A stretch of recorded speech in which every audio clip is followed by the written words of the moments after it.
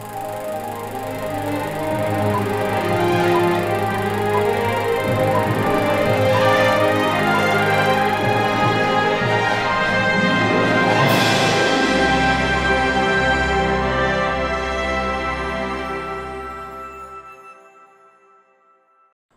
and welcome to my aromatherapy course. In this course, you're going to learn everything from the basics right to making your own products. We're going to show you how to make your own beauty products, your own all-natural, 100% cleaning products so you can clean your house without the use of chemicals. We're going to look at pain-relieving salves like tiger balms, vapor rubs for congestions, and so much more. So I've laid out the course like this. In the first section, we're going to go through the basics, what to look for when buying an oil, the specific things that you should look for when you're going to buy essential oils, how to store them because you want to make sure that your oils are stored properly, otherwise it can go rancid.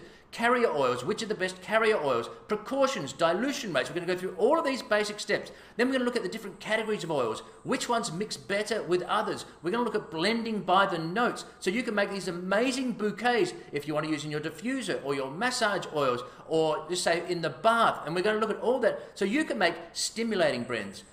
Soothing blends, pain-relieving blends, antifungal, antiviral, antibacterial. You can have all this information in the second section. Then you're going to be able to apply it and make your own beauty products. Lip glosses we'll look at, bath salts, foot scrubs, so many things we're going to look at. Your own deodorant, all natural deodorant. Then we're going to look at also chemical-free, as I said to you before, products to clean your house without the use of harsh chemicals, non-toxic, all natural. And we're going to also look at pain-relieving things, like make your own balms, your own salves, and these sorts of things. So let's get to it. There's lots to go through, and I want to say, once again, welcome to my course. In this lecture here, you'll see in the resources a whole summary of section 1. So I want you to download that, and then you've got easy access to it every time you want to. And also in the other lectures, always keep looking out for the resources, because what I've done in the vast majority of the lectures is to give you the formulas, the recipes, and summaries, and also give you PDF formats where you can download them, so if you can't remember something, you'll always have access to them. All right, so let's take a look at when it comes to buying an oil, you really want to get therapeutic grade oils. And so I just want to show you some of the things that you really want to look for when you're buying an oil. Now you can see the lavender here. You can see here, this is Bulgaria and Greece. So these are the countries of origin. So you know where they come from. They're going to be distinctly different from where they might come from. Hungarian, Bulgarian, Greek. Now, so we'll click on the Bulgarian one. I just want to show you what you want to look for when you're buying your oils. Let's click on this. There we go.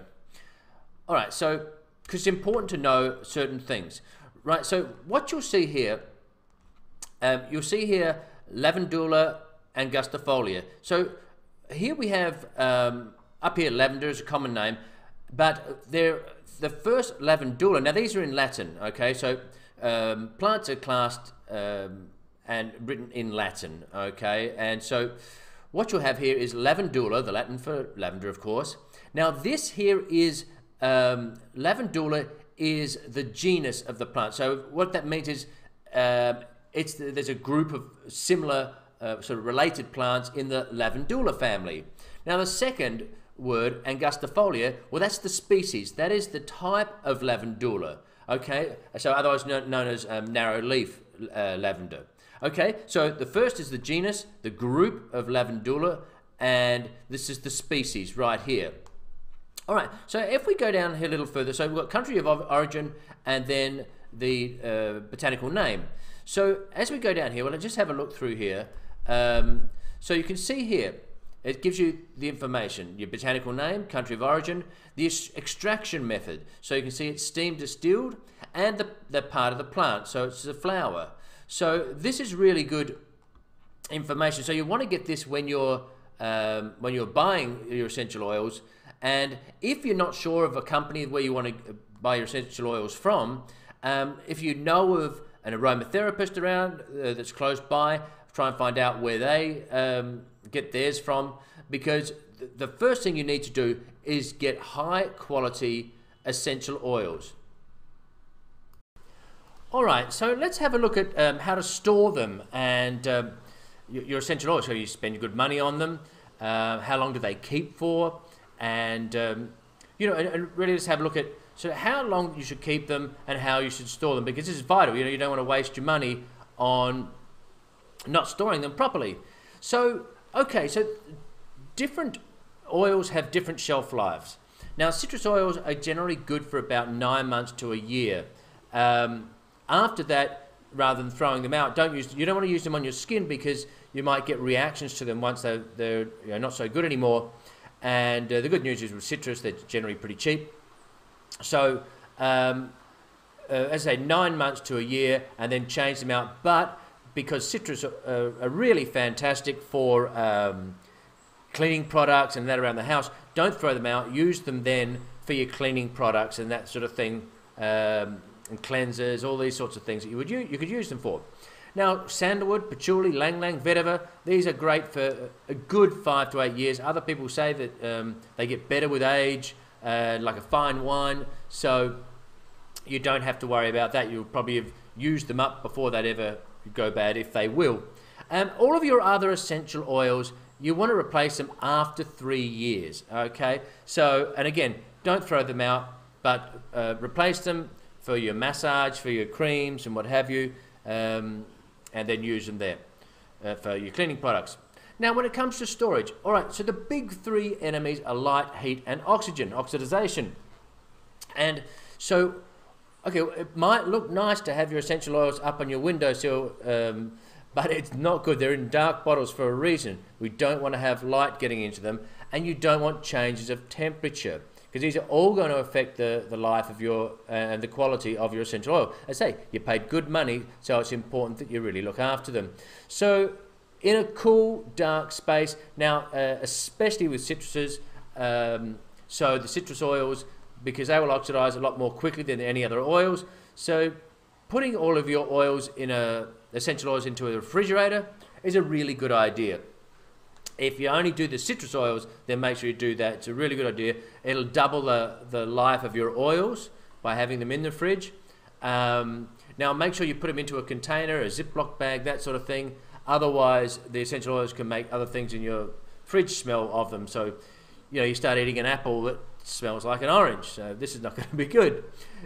Keeping the lids on tight. Don't leave them open. Keep them on tight. Because once you open up that essential oil bottle, it starts oxidizing. The other thing you can do, which I suggest you do, is put a date on the bottle when you open them. So then you'll have, you don't have to guess, oh, when did I open that? You'll have a good idea, and that way, you can check the date, and so that'll be really easy. Now, so how do you know if they're oxidized? Well, some will change color. Some oils may change color. They get murky. But the real thing is, does it still smell like it did when you opened it, or has it got a bit of a funky smell? That's sort of the major thing.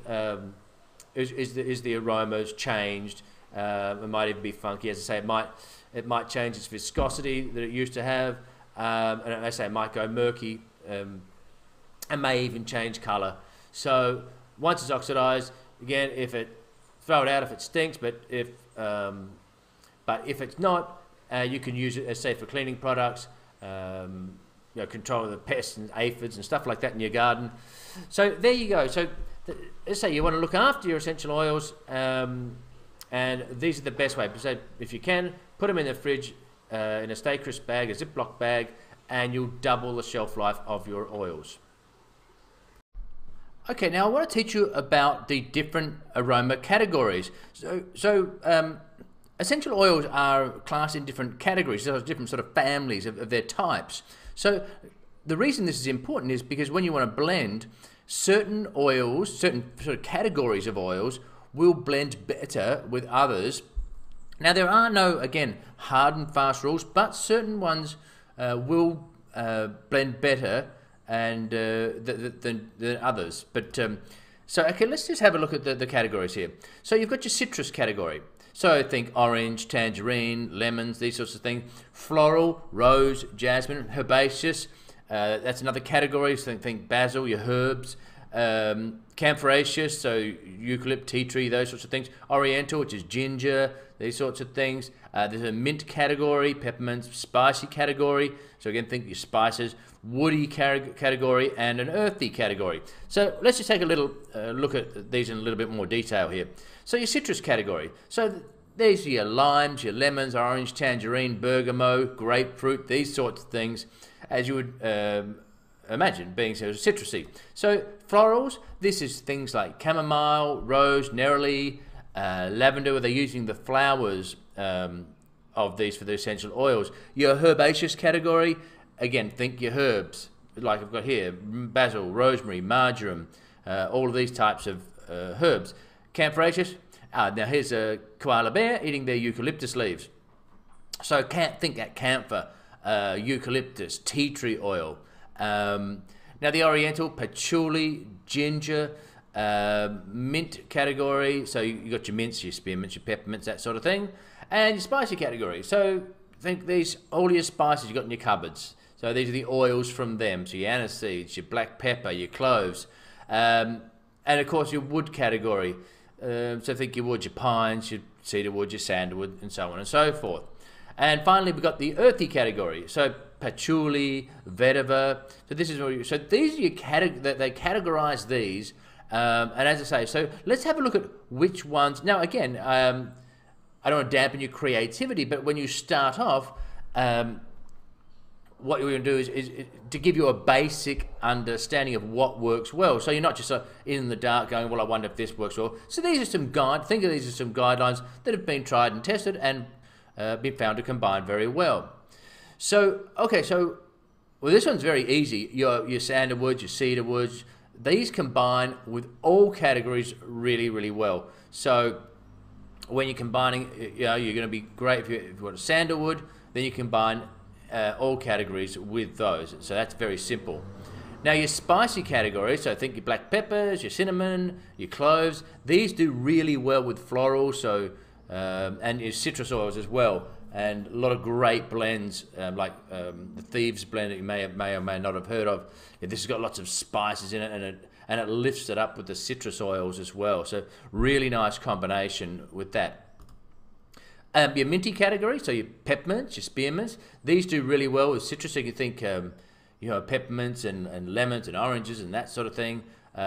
Also, again, does really well with your woods and earthy and herbaceous oils as well. So be really, really delightful to have you just think you got your mints and with your basils and your sandalwood, really, really nice. Now, finally, so if you've got oils in the same group, they do really well together. So think orange, lemon, and grapefruit, for example. So you can combine them, and they do really well. So if they're in the same category, they'll do really well together as well. So there's just a little bit of insight into what works well within the sort of categories of the families, of the groups, and just remember they do really well in the same group as well. Okay, so let's see how we're going to start to put that into practice further down the track. So what I want to go through is just some of the basic equipment that you can buy online. Or there might be shops around you where you can buy these things, but just some basic things. Let's just go through some of the things that you're likely to need. So, all right, so I don't want you to use plastic if at all possible, even for your cleaning supplies that you make, your room sprays, whatever. Try to make sure they're glass. It's much better, and of course, always make sure it's dark so they don't oxidize. So dark glass bottles. Now, you might want to get like small ones, 5 mils, 10 mils, have different sizes. 5 mils are great for gifts for people, that sort of thing. Also your 30 and 60 mil, if you want to make a blend for massage. Generally about 60 mil is a good size, and that's what you're looking at here in this photo. So 60 mil blend is generally for a full body massage about what you need. So these are great so your 60 mils are great for massage, and you make your blends in with these. So you probably want to get some of these, and I say varying sizes. So you could use for topical application as well. If someone have a sprain, you have a smaller one. So different sizes would be really handy. But again, make sure they're dark glass always, sort of protect your essential oils and your carrier oil for that matter.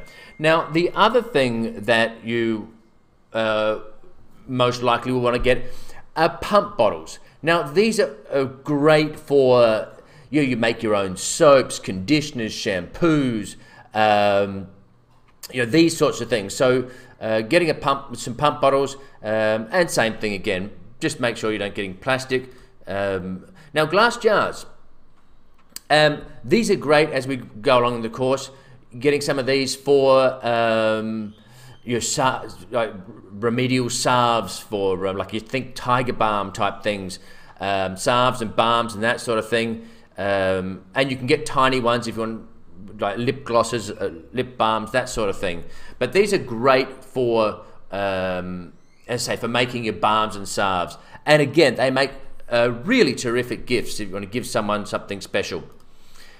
Spray bottles. Now, again, if you can't, glass bottles, dark glass bottles, much better. So these are for, but again, if you can only get plastic, then see if you can get dark plastic. But again, it's much better. So, you got glass bottles, and of course you wash them out. So dark glass bottles, these are great for making your own, when we make our own cleaning supplies, window cleaners with essential oils, room sprays as well, a beautiful room spray that you want to put around you. So these are really nice to have on hand as well.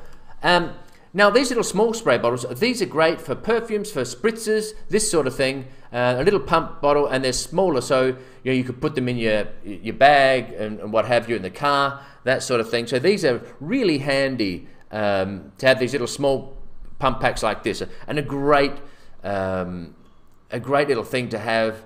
Let's say we made one with, again, which we'll go into, but let's say maybe one for sunburn, that you keep it in the fridge, and you got sunburn, and you use it with lavender and so on and so forth, and you've got that with in the fridge. So these are great little packs, or just a hot day. It's lovely to have this. It's a nice little spritzer. As I said, we'll get into that. Another thing that are really nice for perfumes, or let's say you want it for headache relief, that sort of thing, are these little roller balls, and these are great. So you can get these. All of this stuff you can get online, but these are great. You can have them with perfume. Let's say you want to have a nice rose, sandalwood, something perfume that you really like. So these are terrific. As I say, you can rub them on temples if you want to do a headache relief blend, and so on and so forth. So these are great. And let's say you wanted to, you're a student and you want to study, so you're putting rosemary and basils and that sort of thing in your blend. So a study blend, and these are just brilliant to have in your pocket, your handbag, and you just roll them, and really, really fabulous and easy to carry around. The other thing you want to have are labels, waterproof labels preferably. So this is great for you to, so you make your blend, you can put on, how many drops. If you, I put up the drops and that sort of thing on a separate piece of paper so you know what it is. But you could write the blend on it. You could write your drops if you wanted to. But then you'll know, if you want to put a name to it, your citrus blend or what have you, and you've got your notes put aside and that sort of thing. But also you can put the date on, so you know when you made this particular blend.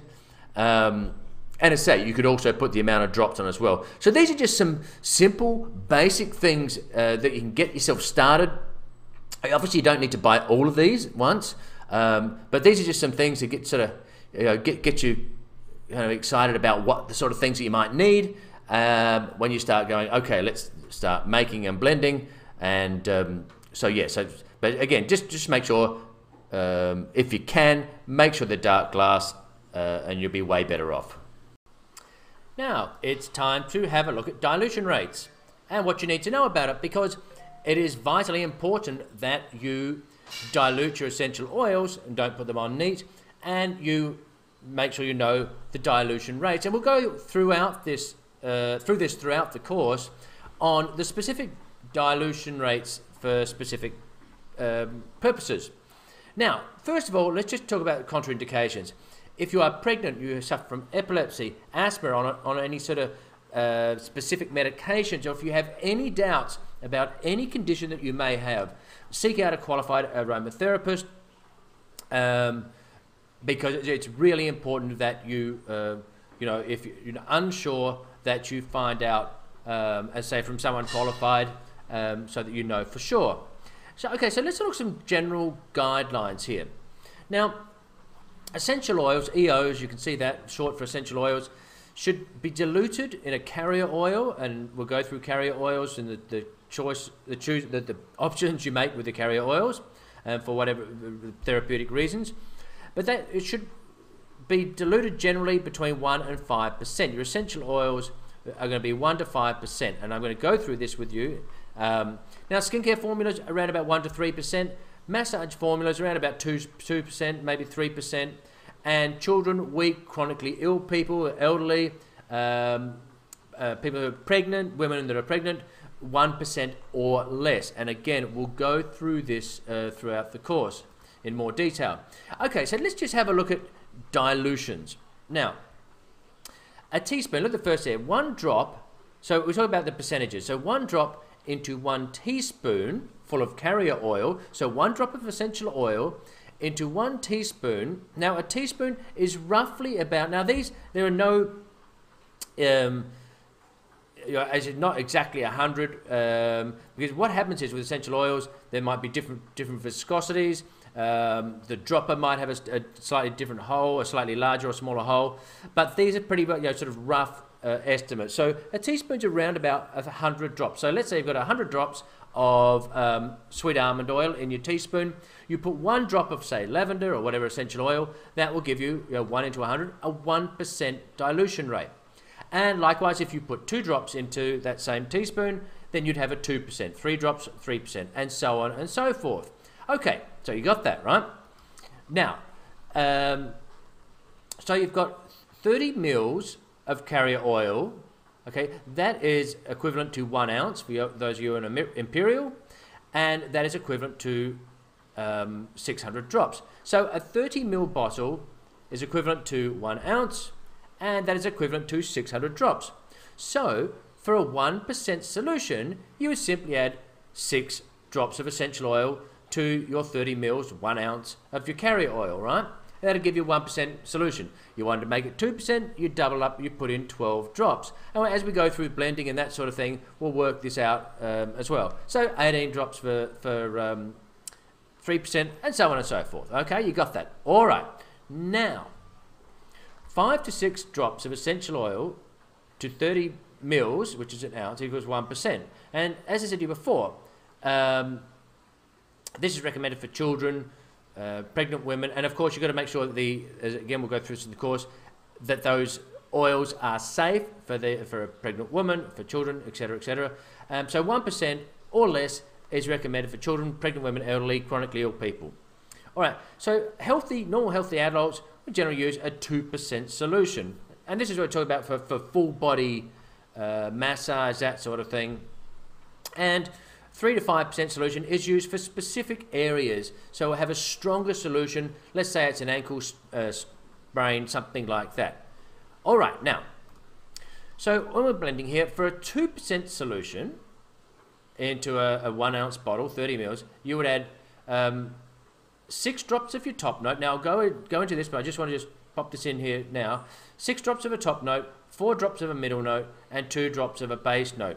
Now, if you're going to do 1%, it would be 3 drops of a top note, 2 drops of a middle note, and 1 of a base note, right? 3, 2, 1. Okay. And then, of course, you'd add your carrier oil.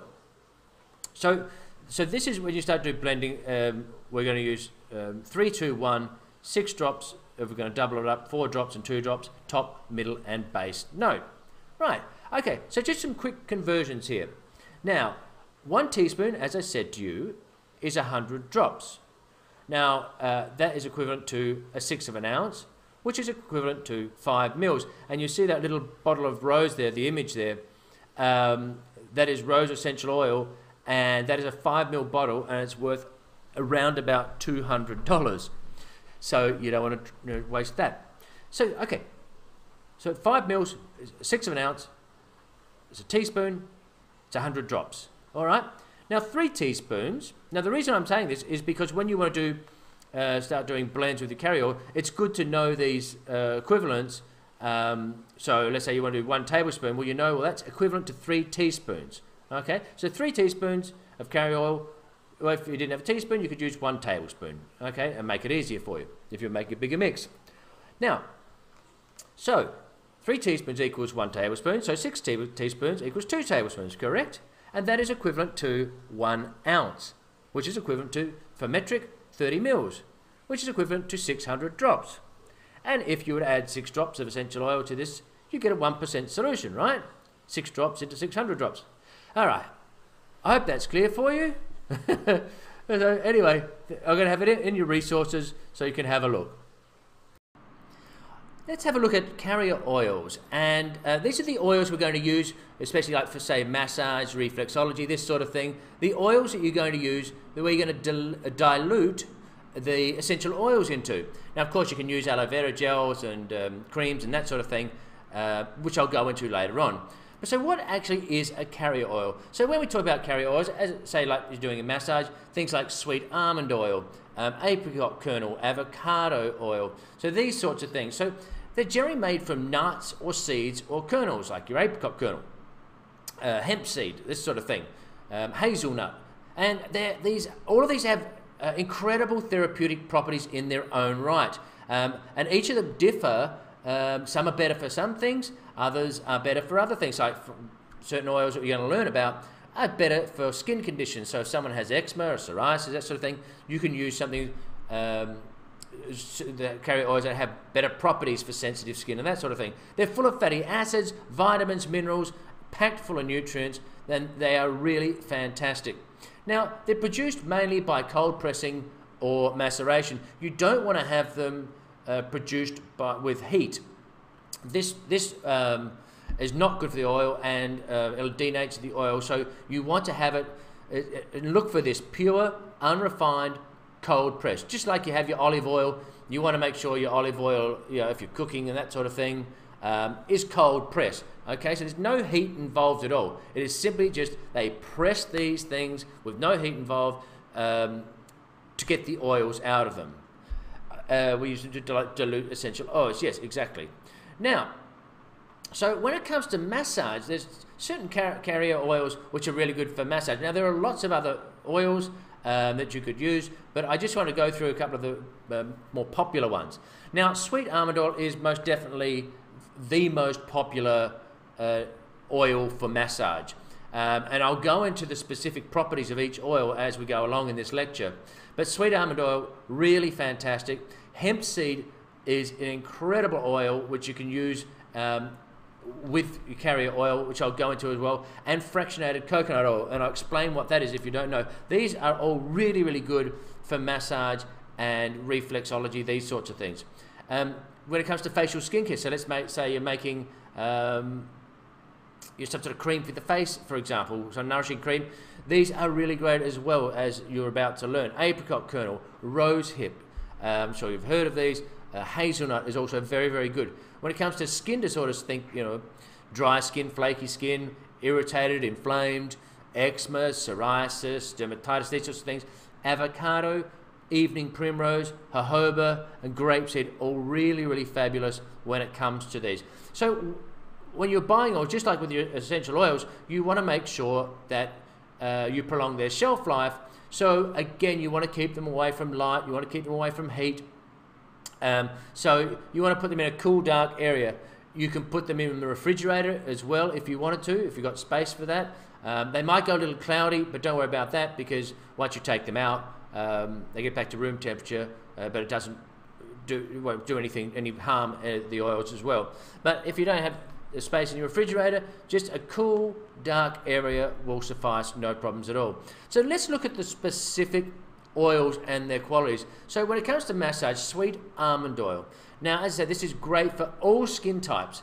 If someone's got dryness, inflammation, itchiness, eczema, psoriasis. Now, it's great for the fact that it's very moisturizing, but it absorbs quickly. So it's not greasy. There's nothing worse than feeling greasy in a massage. This is a great oil for its absorption, and so the person doesn't you know, leave feeling like they've been dipped in oil. Really nice, rich in fatty acids, proteins, vitamin D. This really is sort of your go-to when it comes to massage. Now, as you'll find out further in the lecture, you can use sweet almond oil and still add other types of oils in the carrier to give different qualities to that oil. All right, so let's have a look at it. Hempseed oil. This is one of the most nourishing oils you can find. It is absolutely packed with fatty acids, linoleic acids, analinolenic acids, omega-6, palmitic acid, stearic acid, oleic acid.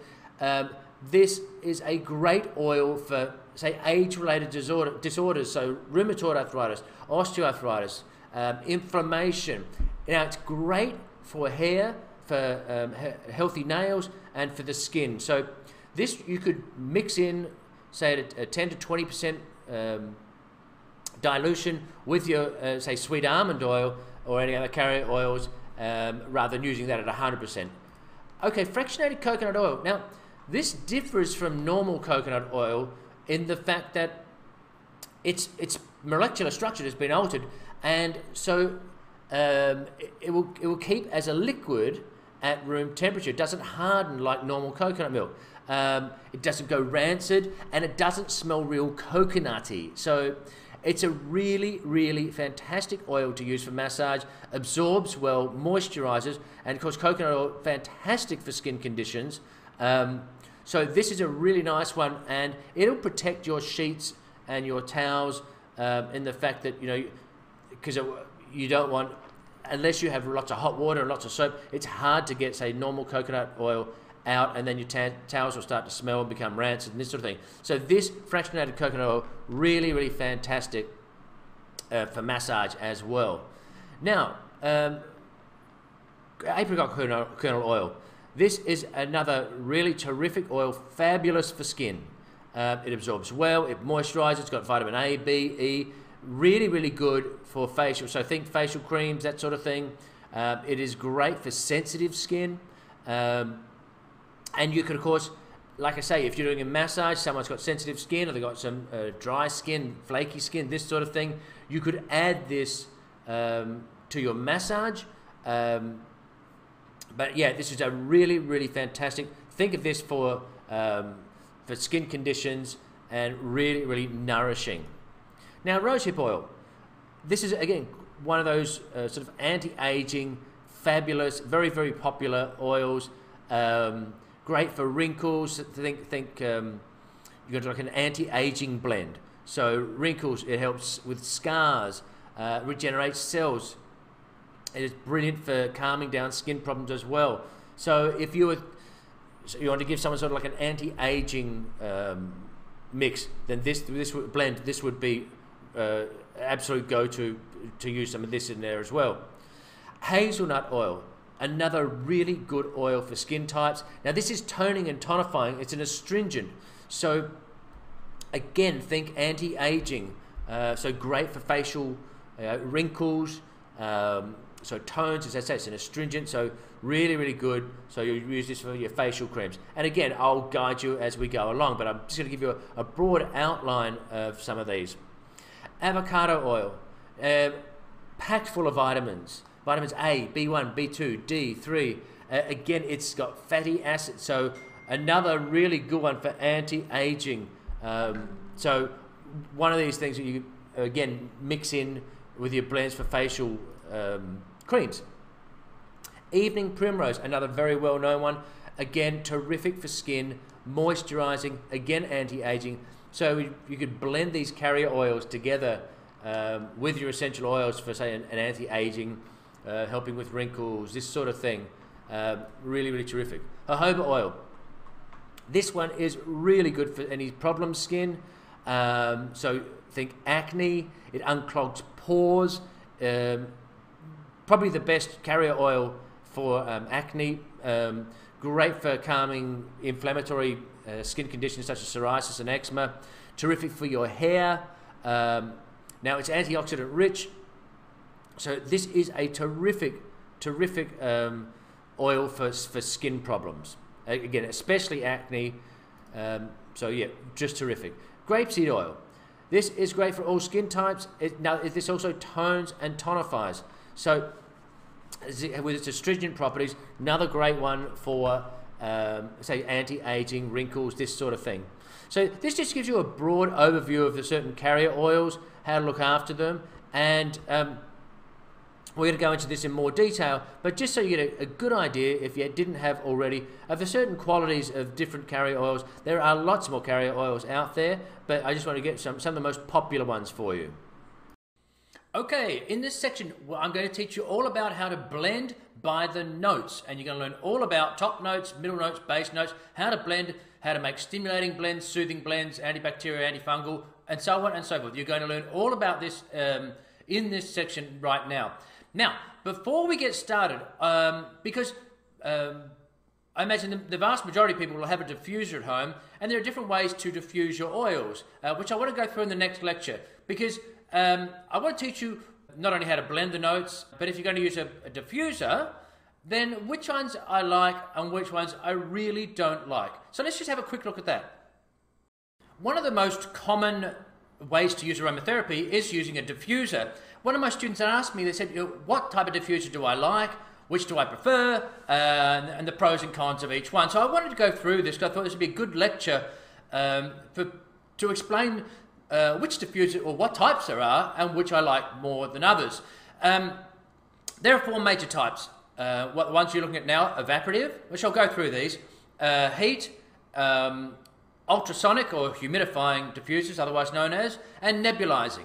Okay, so let's just have a look at these. So these are evaporative. So you can see here, this is terracotta. They're terracottable, so you can put a couple of drops, and it's a little pendant.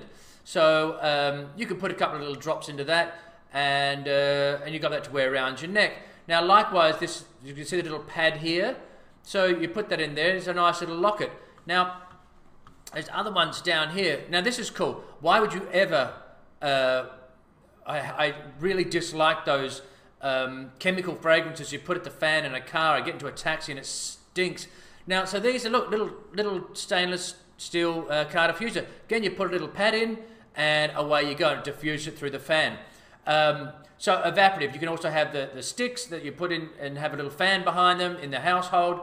Another good little trick is to use the toilet paper roll and put a couple of drops on the inside of the roll there, on the cardboard on the inside, so you're using that in the toilet toilet roll.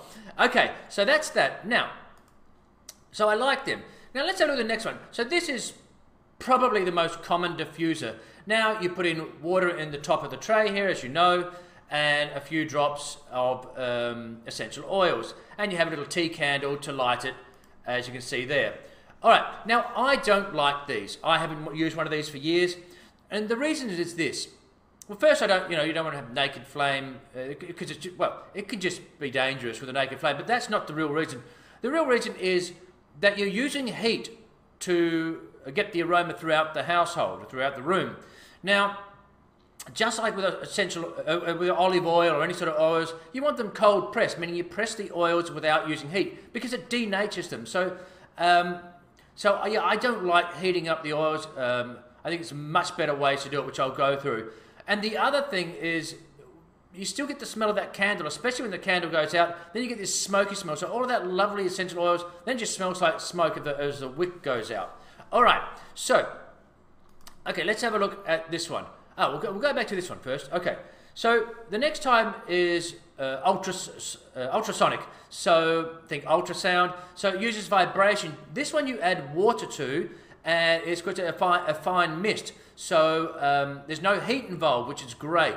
But you're diluting it with water, your essential oils with water, and ultrasonic are really good. They're also great because they humidify the room because of the water. So if you're in a climate where you want more humidity into the room, these are really fantastic. Don't worry, this price is in Mexican pesos. It is not a $759 US model. It's Mexican pesos. Now, this one I have. Now this is what they call a nebulizing one. So what they're doing, you don't dilute with water, and you can see here you actually some of these. I've got, this is just one that I have, and you connect the essential oil bottle directly to it, and it sends out a fine mist of the molecules, atomizes the molecules and sends them into the air. So it's not diluted by water, there's no heat. So my favorite is by far the nebulizing ones. But you know, if you get ultrasonic, great. I just would stay away from the heat for the reasons I've stated. You know, because whether it's a tea candle or whether they're electric heat ones, you're denaturing the essential oils, and you don't want to do that. You spend good money on your essential oils. You really want them to be released into the air, you know, the way they're intended, without, as I say, heating them up. Just as you would buy olive oil or whatever oil, you want to get cold pressed as opposed to anything that's made by heat. So there you are in a nutshell, and yeah. Alright, so what I'm going to do now is talk to you about blending by the notes. Now, so the essential oils have their notes, and in your resources you will see that I've put down the top notes, middle notes, and base notes, and I'll go into what they are quite shortly. Now, so, alright, so when you're making a blend, they should contain a top note, a middle note, and a base note to balance these notes out. And you want to balance them out at a rate of 3 drops for a top note, to 2 of a middle note, and 1 drop for a base note. Okay, so we're going to look at this, and I'll teach you about sort of what these notes are, because this gives you your bouquet of your fragrance. So, okay, your top notes, and a lot of your top notes tend to be sort of your citrusy. They got a light, fresh aroma. And this is the first, when you put the blend on the person's skin in a massage, for example, it's the first scent that you smell when you put it on. Okay, so that gives you that first impression. So you get that whiff of citrus, of orange or lemon or whatever you've got in there. Now this evaporates quickly. This goes pretty quickly. So I say bergamot, aromatics like eucalyptus, this sort of thing. So this is that first. When you smell that, you go, oh, wow, you get that. But that, as I said, that goes within a few seconds to a minute or so. Now, your middle notes, this is what they call the middle notes, sort of the balancing of the heart of the blend. Now, and it sort of balances between the base and the top note, sort of brings it all together. And these notes can last for 2 to 4 hours. And a good example of that is lavender, geranium. So this is sort of what you get next. And the base notes, well, these can last for many hours, even days. And this is sort of the rock, the foundation of the blend. And this is what you'll smell at the very end, where you get, it'll be sandalwoods. These tend to be gums and resins, this sort of thing.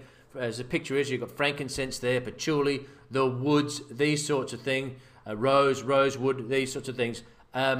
So what you want to do is you get a balance of, and I'm going to teach you all of this, a balance of the 3 notes. And as I said, you get this incredible complexity, this aroma. This is where the art and science come in. And so this is where it just gives all of these, I say they're notes, it's like a musical scale. And this is what's known in perfumery as the bouquet. So I'll give you an example here. If let's say you wanted to do a massage, someone's really stressed. So you're going to do an aromatherapeutic massage for them, and let's say it's a healthy adult, so you're going to put in a 2% dilution for a healthy adult, of course, right? So we need to use calming oils, and we need to get, again, let's say in your resources, you can look at these, which are your notes. I've got all the notes written down, which ones are top, which ones are middles. Oh, by the way, you'll see there are some notes which will be sort of between top and middle, so they'll be in both columns. So you can use it to your advantage, actually. So let's say that you had a few oils, but you didn't have a top note. Well, but you had a couple of middle notes. Well, that one that goes between top and middle, you could use that as your top note. So, okay, so so remember, an ounce, 30 mils, we need 12 drops to make a 2% dilution. So, bergamot, wonderfully calming. That's a top note. So you'd use 6 drops for a 2% solution to 30 mils. Lavender, again, beautifully calming. Chamomile, we could have also used as well. That's a middle note as well. 4 drops of that, so there's 6, 4 is 10.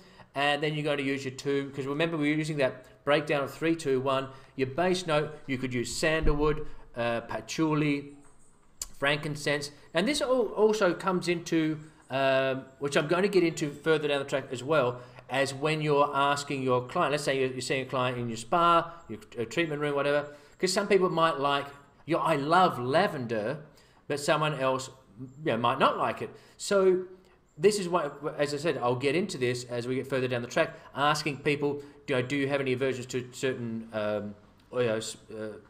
particular essential oils that you don't like, any particular favorites, and then you can add that in, you write that down in your notes. As I say, I'll go into that, but I just want to touch on it. So then you go, they really love chamomile, or they really love rose geranium.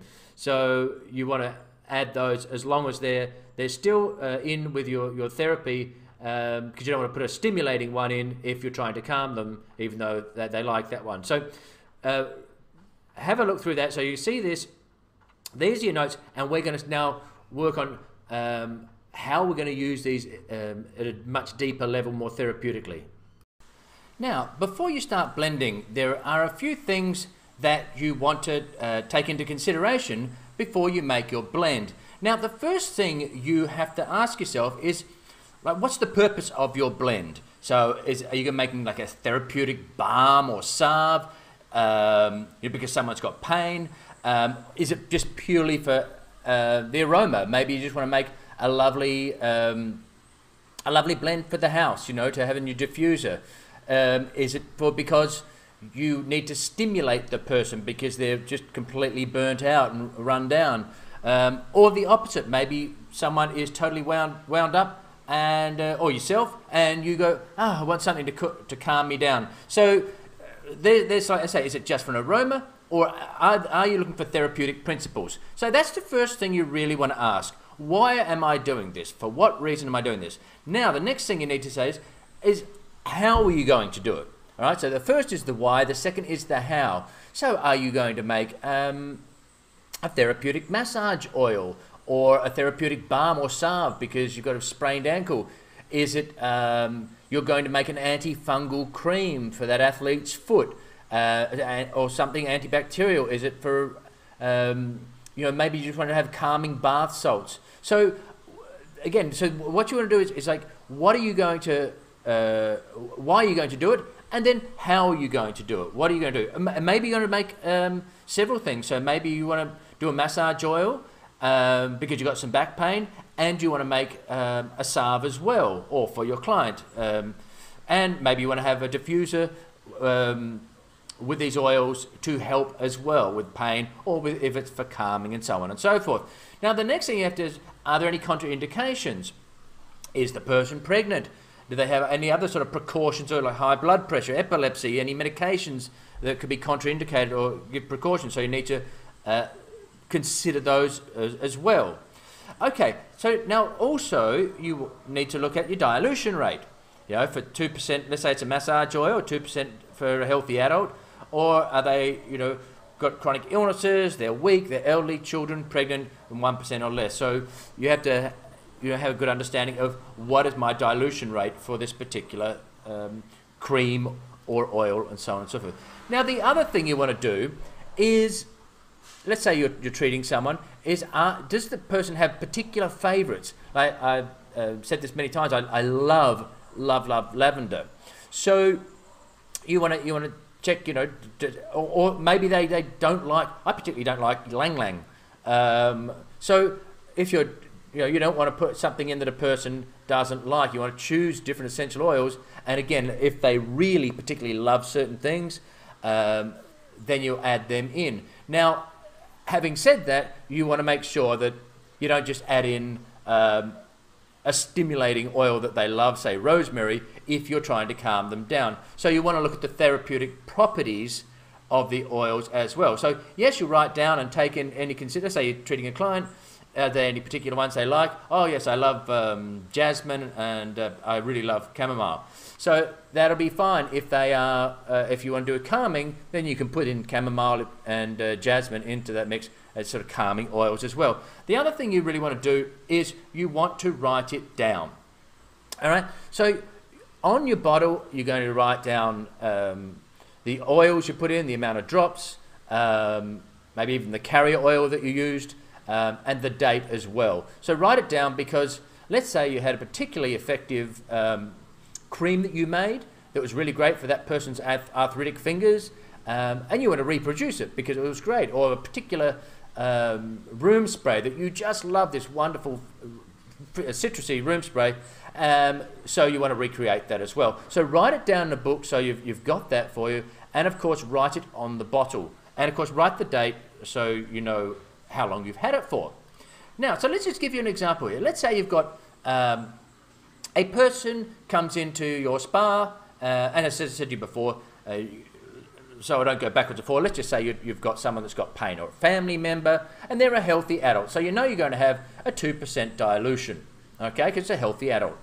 Now, you want to make, let's say you want to give them a massage, so you put a 2% dilution into the massage oil. All right, and then of course you'll check what essential oils have therapeutic pain relieving properties. Okay, again you check the precautions, check any contraindications, and then you will base your blend if you're going to do them by notes, if top notes, middle notes, and base notes. So you'll look at the top notes, middle notes, base notes in the therapeutic pain relieving guide. So the essential oils are going to be pain relieving ones, okay? And likewise if you're doing an antibacterial or antifungal and so on and so forth, or stimulating or soothing.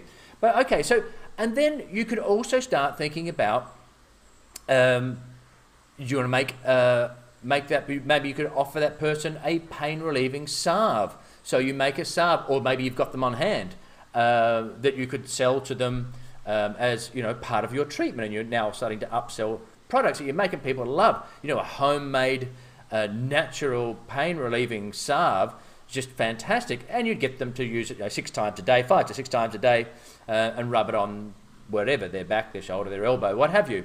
Okay, so now also you could have bath salt. I mean, really, this is limitless, but you could say, oh, I've got these beautiful bath salts that have therapeutic essential oils in them. Here you can use this blend in a diffuser. You make a cream, a hand cream, let's say it's arthritis in the hands, rheumatoid arthritis, for example. So you can start thinking outside of the box. So if you are a massage therapist, or not, but you're going to do a massage oil, well, that's great. But then you can start thinking outside of the box as well. What else can I give value added to my client, which one will help your client and they'll be super happy, and two, you'll be getting, you know, more money per client.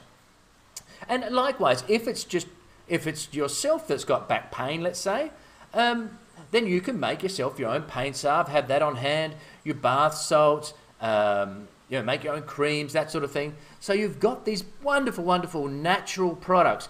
And as I say, check the notes, make sure you've got the right amount of dilution rate, and the therapeutic properties and any precautions or contraindications. And it is so much fun. And as I say, if you write it down, make sure you always write them down so that you know when you want to do it again, if you had particularly like that, or particularly didn't for that matter. If you went, God, I'm not going to do that again, well, then you know what you did, so you don't do it again. So let's take a look at some of the precautions. Like talk about with essential oils with children, certain ones are not suitable for children, pregnancy, phototoxic oils, and things that you need to be aware of. Because as we go through the course, you're going to need to refer to these. So again, you need to download these PDF files that are in your resources. So, okay, now this information here on this sheet is from Robert Tisserand's book. Now, it really is the essential oil Bible in regards to safety. So if you're interested, get this book. It's from Robert Tisserand, that's Tisserand, from the Tisserand Institute. He's got a book that's called, I think it's now the 2nd or 3rd edition, called Essential Oil Safety. And I've taken these from him. So if you want to learn more about essential oil safety, this really is, as I say, the Essential Oil Bible in regards to that. So you'll see this list here. Now, as you'll see, it tells you about the age and what is recommended or not recommended. And it might say all routes. Now this means neither inhaling nor topically, and so that's what that means. when it comes to this. So you look at anise, aniseed, avoid using all roots, so not neither inhalation or using it topically with children under 5 years old. So when you're making your blends, you'll want to, if you're dealing with children, then you're going to need to refer back to this. Now again, this is the best list out there. Again, just check this out and go under these recommendations. Now the other thing is certain essential oils can be irritating. Now any essential oil, even lavender, can be, which is considered, you know, very, very safe. You can have a skin irritation or sensitization, which means, you know, you get blistering, redness, these sorts of things. So, but there are certain ones that are considered higher risk, so they're more likely to give a skin irritation. So you can see this list here. So if you want to be, you know, more cautious, and you've got someone that has perhaps or you yourself have a known sensitivity, or just, you know, to certain chemicals, to certain, you've got more sensitive skin, then you might want to take a look at this list and perhaps avoid these, and most certainly do a skin patch test, which I'll go into in a minute, to check with that, and I'll teach you how to do that. All right, phototoxic. Now, this is generally your citrus category. Now, it's interesting, steam distilled citrus oils, as opposed to cold pressed, tend not to be phototoxic. Phototoxic meaning you go out into the sunshine and you can get irritation of the skin, redness, even blistering. So these are things you want to look for. And again, it's generally your citrus category. There's certain ones of them in cold pressed. So you'll see here, I've got your phototoxic essential oils and non-phototoxic, and you see there's some are actually cold pressed, like mandarin, and steam distilled are not considered phototoxic. So now, by the way, if you do have, let's say you got a massage with the citrus blend, so you wouldn't want to go out into the, you know, into the beating someone with bare skin, because you may get a phototoxic reaction to them. And so you can have a look through those as well. Now, pregnancy. Now, all right, again, you're going to, if you are pregnant and you're not sure, by all means go see a qualified aromatherapist.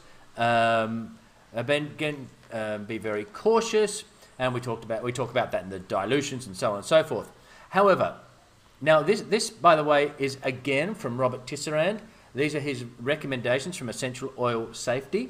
Now, there is some conjecture when it comes to whether essential oils are, because one of the big things is that they think that they can abort the baby. Now, some aromatherapists will say you can use all essential oils. There's no problems at all because of the studies. Now, because I mean, think about how many pregnant women are going to say, "Sure, I'll be involved in that research study as to seeing, you know, which are harmful and can abort my baby." So this is the problem. Any of the studies have really been done on pregnant animals, so it might be like, you know, with other studies, certain things were harmful to rats, cancer causing something and such, so on and so forth to rats, but didn't affect humans. But anyway, having said that, this is Robert Tisserand's recommendations to avoid during pregnancy. So I would by all means listen to what he's got written down here, and that's his list there. Again, as I say to you, from Essential Oil Safety, his book. Now, he also talks about essential oils that should be restricted during pregnancy, and you can see that list and download that as well. So, as I say, look at these lists. If you've got pregnant clients that you're treating, or yourself are pregnant, I would just stay well away from these, and you may even like to not use any essential oils. Up to you, but stick with your dilutions. Have a look at these recommendations that should be restricted, and or just stay away from essential oils completely. Now, the skin patch test. when you want to do, if you wanted to check whether you may have an irritation, a sensitivity, that sort of thing, you can place a couple of drops of diluted essential oil on either your forearm, the inside of your forearm, or even your back, which is a little more difficult if you're doing it to yourself. And then you wrap a bandage around it. So the forearm's obviously much better. So you wrap a bandage around it, leave it on for 24 to 48 hours, and this will tell you if you're going to have an irritation or a sensitivity to this topically on your skin. And of course, if you do get sensitization or skin irritation, that sort of thing, then you just wash them off with soapy water. All right, so these are things. Download these in your resources. Refer to them when you're doing your blending, so you know what are oils you should and shouldn't use, and you'll be absolutely fine. Now, I will say, you know, these lists are as exhaustive as I can, and people may have irritations to any oils, but this is a very good guideline for you. Okay, so let's have a look at some stimulating essential oils. You know, you've got this again in your resources. So let's say you had a client that, or again, like I'll go through this, of course, either for yourself or if you've got a client in your massage practice or whatever. But let's just say, for the sake of it, so I don't keep going backwards and forwards, we'll call it for a client. But of course, you know, obviously, if it's for yourself. But anyway, so all right. So what I've put together are the stimulating essential oils. So you can see there, I've got, so these are all what you would call refreshing oils, uplifting, warming, energizing. These are the ones that are going to stimulate you. So these are the things that you want to put together. Now, so, all right, so when I talk about all the recipes that you could use, hand lotions, massage oils, spritzers, all these sorts of things, if you want to make a stimulating blend, then you can choose from, obviously, the oils that you have, and to do the top note, middle notes, and base notes if we're doing them through the notes. So let's have a look at that. So, all right, so you remember I said certain oils, certain categories, groups of oils blend better than, better with others. So what I'll do, now the other thing I told you was, citrus goes well with citrus, and florals. So in the same category, they do really well together as well. So let's say top note, middle note, and base note of florals. So okay, so let's have a look at that. So let's say you wanted to do a stimulating floral blend for someone for a massage. So you can see here you've got your 30 ml bottle, and you would put your Palmarosa, which is your top note, 9 drops of that. This will give you 2% dilution, by the way, into 30 mils, 1 ounce bottle. 6 drops of lavender and 3 drops of jasmine as your base note. So these are all florals, and which will all work well together, and you've actually got them all in your top, middle, and base notes. And of course, you'd label your bottle. So this will give you an idea of how you'd start to do your blendings. So, all right, so let's have another look at our stimulating essential oil list here. And let's say you wanted to do a nice hand or body lotion, something that was really uplifting, something stimulating. Maybe it's cold where you are, or maybe you just run down and you thought it would be lovely to have a lovely body lotion with nice stimulating essential oils.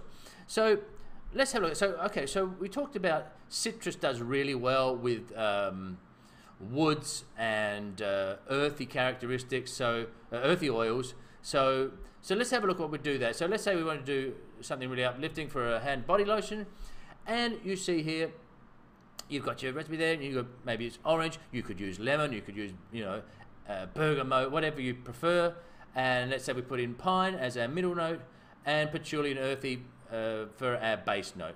So you see 18, 12, and 6 drops. It just gives you a 1% dilution in 120 mils of a pump bottle, 4 ounce pump bottle. So you get the idea. So let's just have a, so this is what you do if you're going to, so you just go to your stimulating oils, if you want to make a stimulating blend, and you go to the resources where I said which oils blend. Now again, you don't have to, maybe you like a different type of blend of one category with another. They're not hard and fast rules, but they're just, to give you a guideline, a sort of what tends to work well with certain groups with other groups. So again, here, let's say you want to have a beautiful room spray for your house. Maybe again it's maybe you're in the snow, maybe it's cold, and it's winter here there in Australia at the moment. Once again, lemon is beautiful, very, very uplifting. So we got Orientals and the citrus and spices do really well together. So you just mix up your spray bottle, and let's say you want to do this, and do your top note, your lemon, you're going to use that. Again, if you prefer tangerine or whatever, you could change that up as well as you go through experimenting. Cinnamon's a lovely, warming, spicy essential oil, really, really nice. They do really well together, the spices and the citruses. And then we put in our base note of ginger as well, really warming, a beautiful, beautiful combination of those three. So now, I would always label them, like I said to you before, you know, put a date on them, put a label, and you shake them up before you use these, by the way. But you know, put a label on, put how many drops you put in, and so on and so forth. So you really know, you know, maybe you like one more than another. So then you know exactly, you've got a record of what you're making, because in case you really love it, and if you don't have a record of it, well, you're going to go, oh, damn it, I really like that. What the heck did I put in there? Now let's take a look at how to make soothing and calming essential oil blends. So, you know, let's say again you've got a client in the spa and they're stressed and they want to just, you know, chill out. So then you could make a beautiful massage oil to calm them down, to you know, relieve anxiety, stress. So you can just, once again, the same rules apply. You can, now of course you do, because I'm talking about blending by the notes, but you could just make a lavender. Now you might have noticed that lavender is in both stimulating and soothing. It works both. It creates harmony. So lavender is both stimulating and soothing, and so you'll see some of these oils will cross over because they're balancing. So you think these sort of anti-stress, there's, you know, beautiful ones like orange is very, very nice to have. Now you can put these in the diffuser, and I say massage oil, your bath salts, whatever you want to do, so you have your own calming blend as well. So bergamot is a really lovely oil for calming. It's very heartwarming. So again, you might have certain favorites that you like. You know, I love sandalwood. I don't think who doesn't most of the time. So you could put together something like, you know, some lovely geranium and some sandalwood and some bergamot to lift it up, or some orange. Just whatever you like. And of course, in the middle notes there, Roman chamomile is an incredibly good one for calming. So these you can have a look at. Frankincense, of course. So these are very, very calming. Again, just go back to the ones, if you want to, as your guideline of which ones, just to give you a basis to go on, a little bit of help to guide you of which groups of oils work better with others.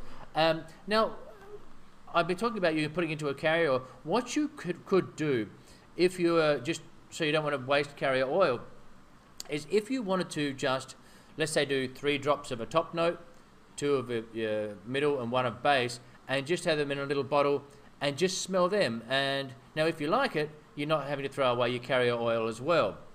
Yeah, if you don't like it, I think I said. So yeah, if you don't like it, you don't have to throw it away.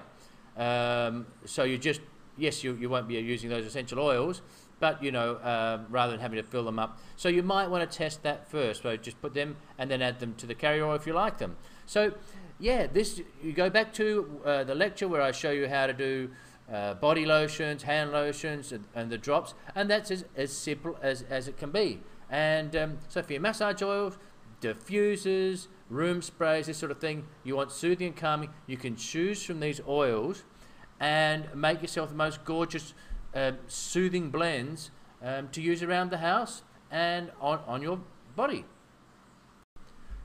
Alright, so let's have a look at how you can actually help more specifically. If we want to really hone in our treatment, then you can actually, there are certain essential oils that are better for certain emotional states. Now, I will say this from the get-go, you know, this is not a replacement for medication. If you're depressed, if you're suffering from panic attacks, so on and so forth, please see your doctor, your primary care practitioner, and this would be an adjunct therapy, but you shouldn't use it to replace therapy. So do get medication if an advice, so that you're not putting yourself at risk. Okay, so we talked about soothing, calming essential oils. We talked about stimulating ones, and now you can make, let's say, well, we'll look at the first one here, anger. So bergamot is a fantastic oil. So is a petitgrain orange. These are great for anger. So you blend this Roman chamomile we talked about before is incredibly calming. So these are the things, and your jasmines, your patchoulis, your rose, your lang, all of these are, I could even put in sandalwood. All of these are really, really specifically good for anger.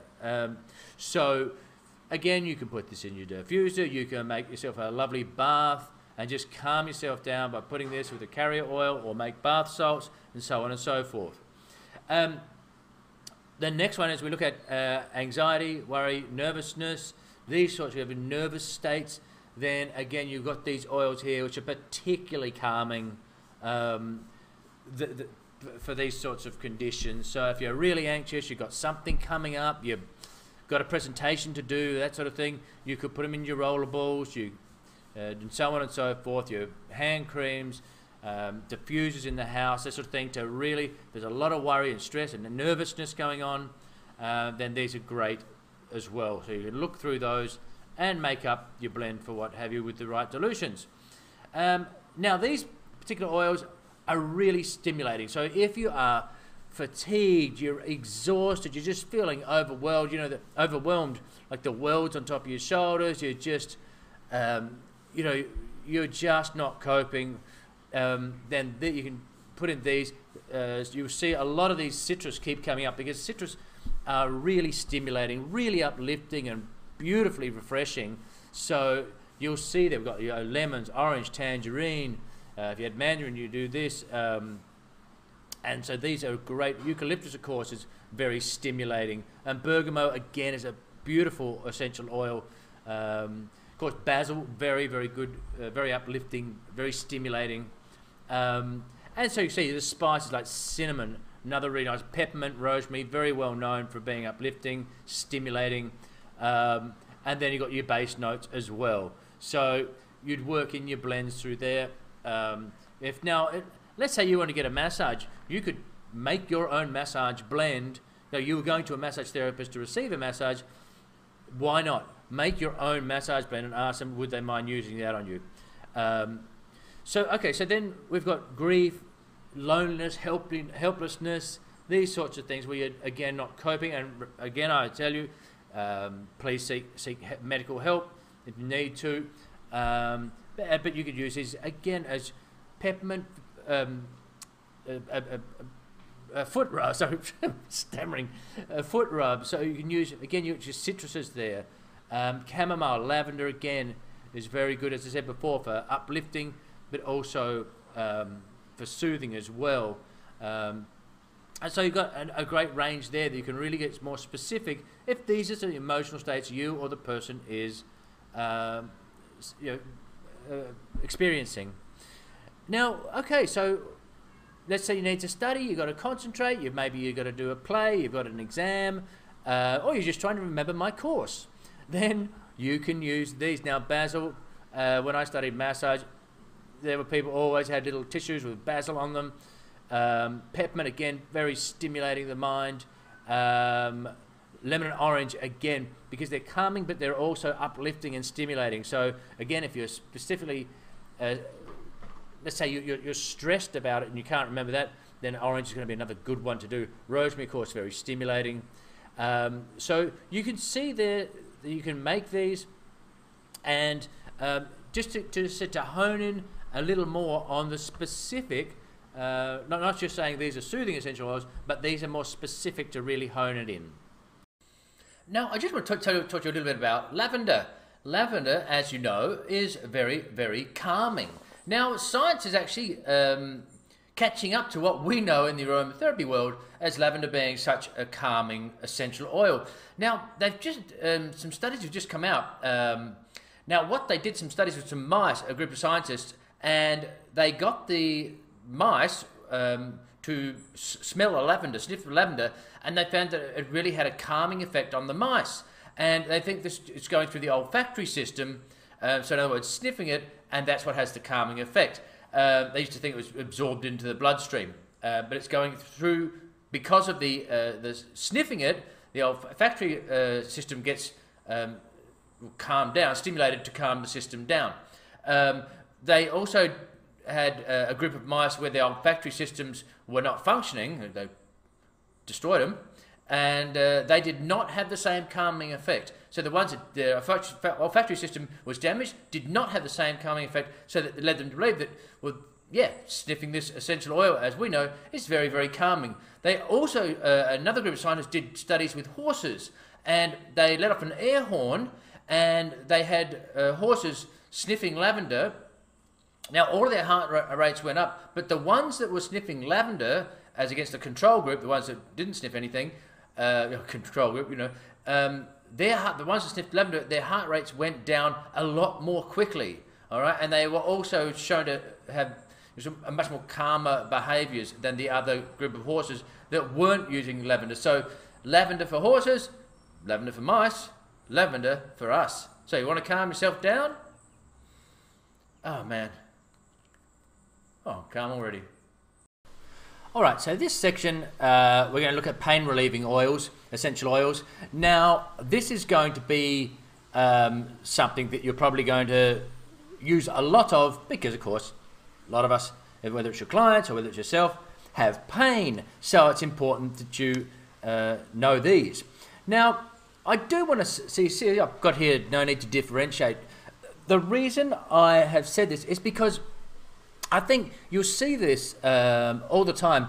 There'll be books or on the internet, and people talk about pain relieving oils for sciatica, and then different ones for bursitis, and then different ones for whiplash, different ones for neck pain, back pain. I mean, you name it. I think that there is no reason to get so bogged down and complicated everything, and have you've got your different ones for elbow pain than you have for your knee pain. And you'll see this all the time. So, you don't need to have, in my opinion, different massage oils for sciatica and then a different blend for neck pain. I think that's over the top in my little 2 cents worth there. But so it keeps this a whole lot simpler for you. So, and you can see here, now, by the way, through the course, I'm generally just using 3 oils. Your one oil for top note, one oil for middle note, one oil for base note.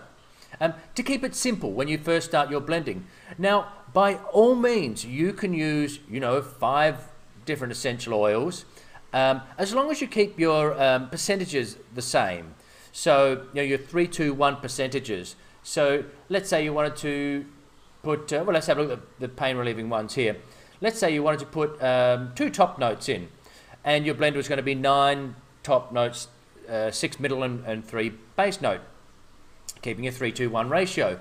Or you got 9 drops for top note. So yes, you could put in, let's say, 4 of eucalyptus and 5 of peppermint. As long as you've got, roughly those same notes, then you're going to be fine with it. So, as I say, you can go through these different essential oils, see which ones you have.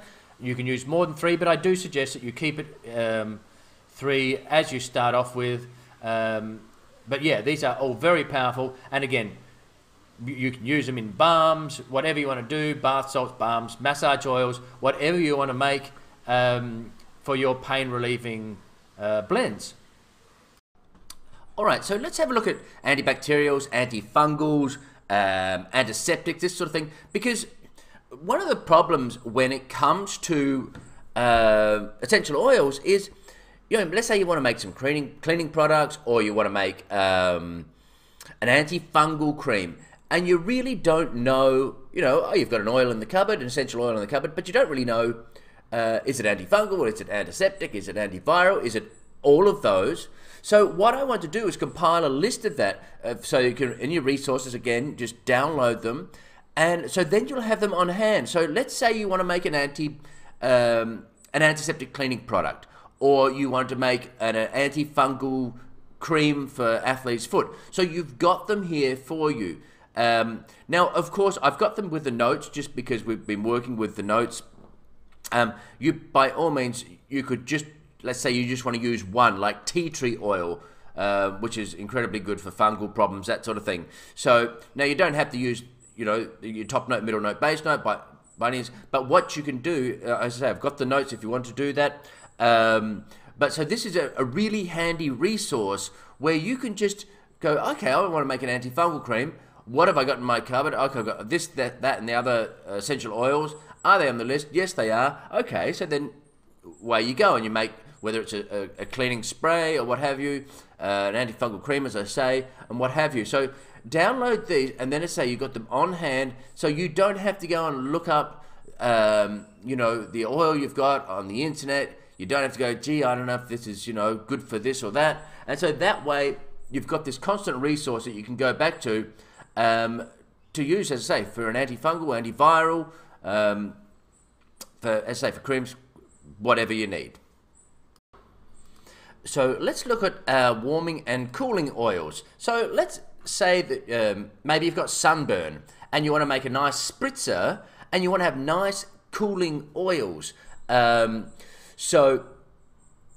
Lavender is fantastic for burns, as you may or may not know. Peppermint is again a great cooling oil. So let's say you want to have a nice cooling. Let's say you make a nice spritzer, you have it in the fridge, and you have lovely cooling oils that are also really great for, let's say, for a hot rash or a burn, that sort of thing, or just to cool you down for that matter.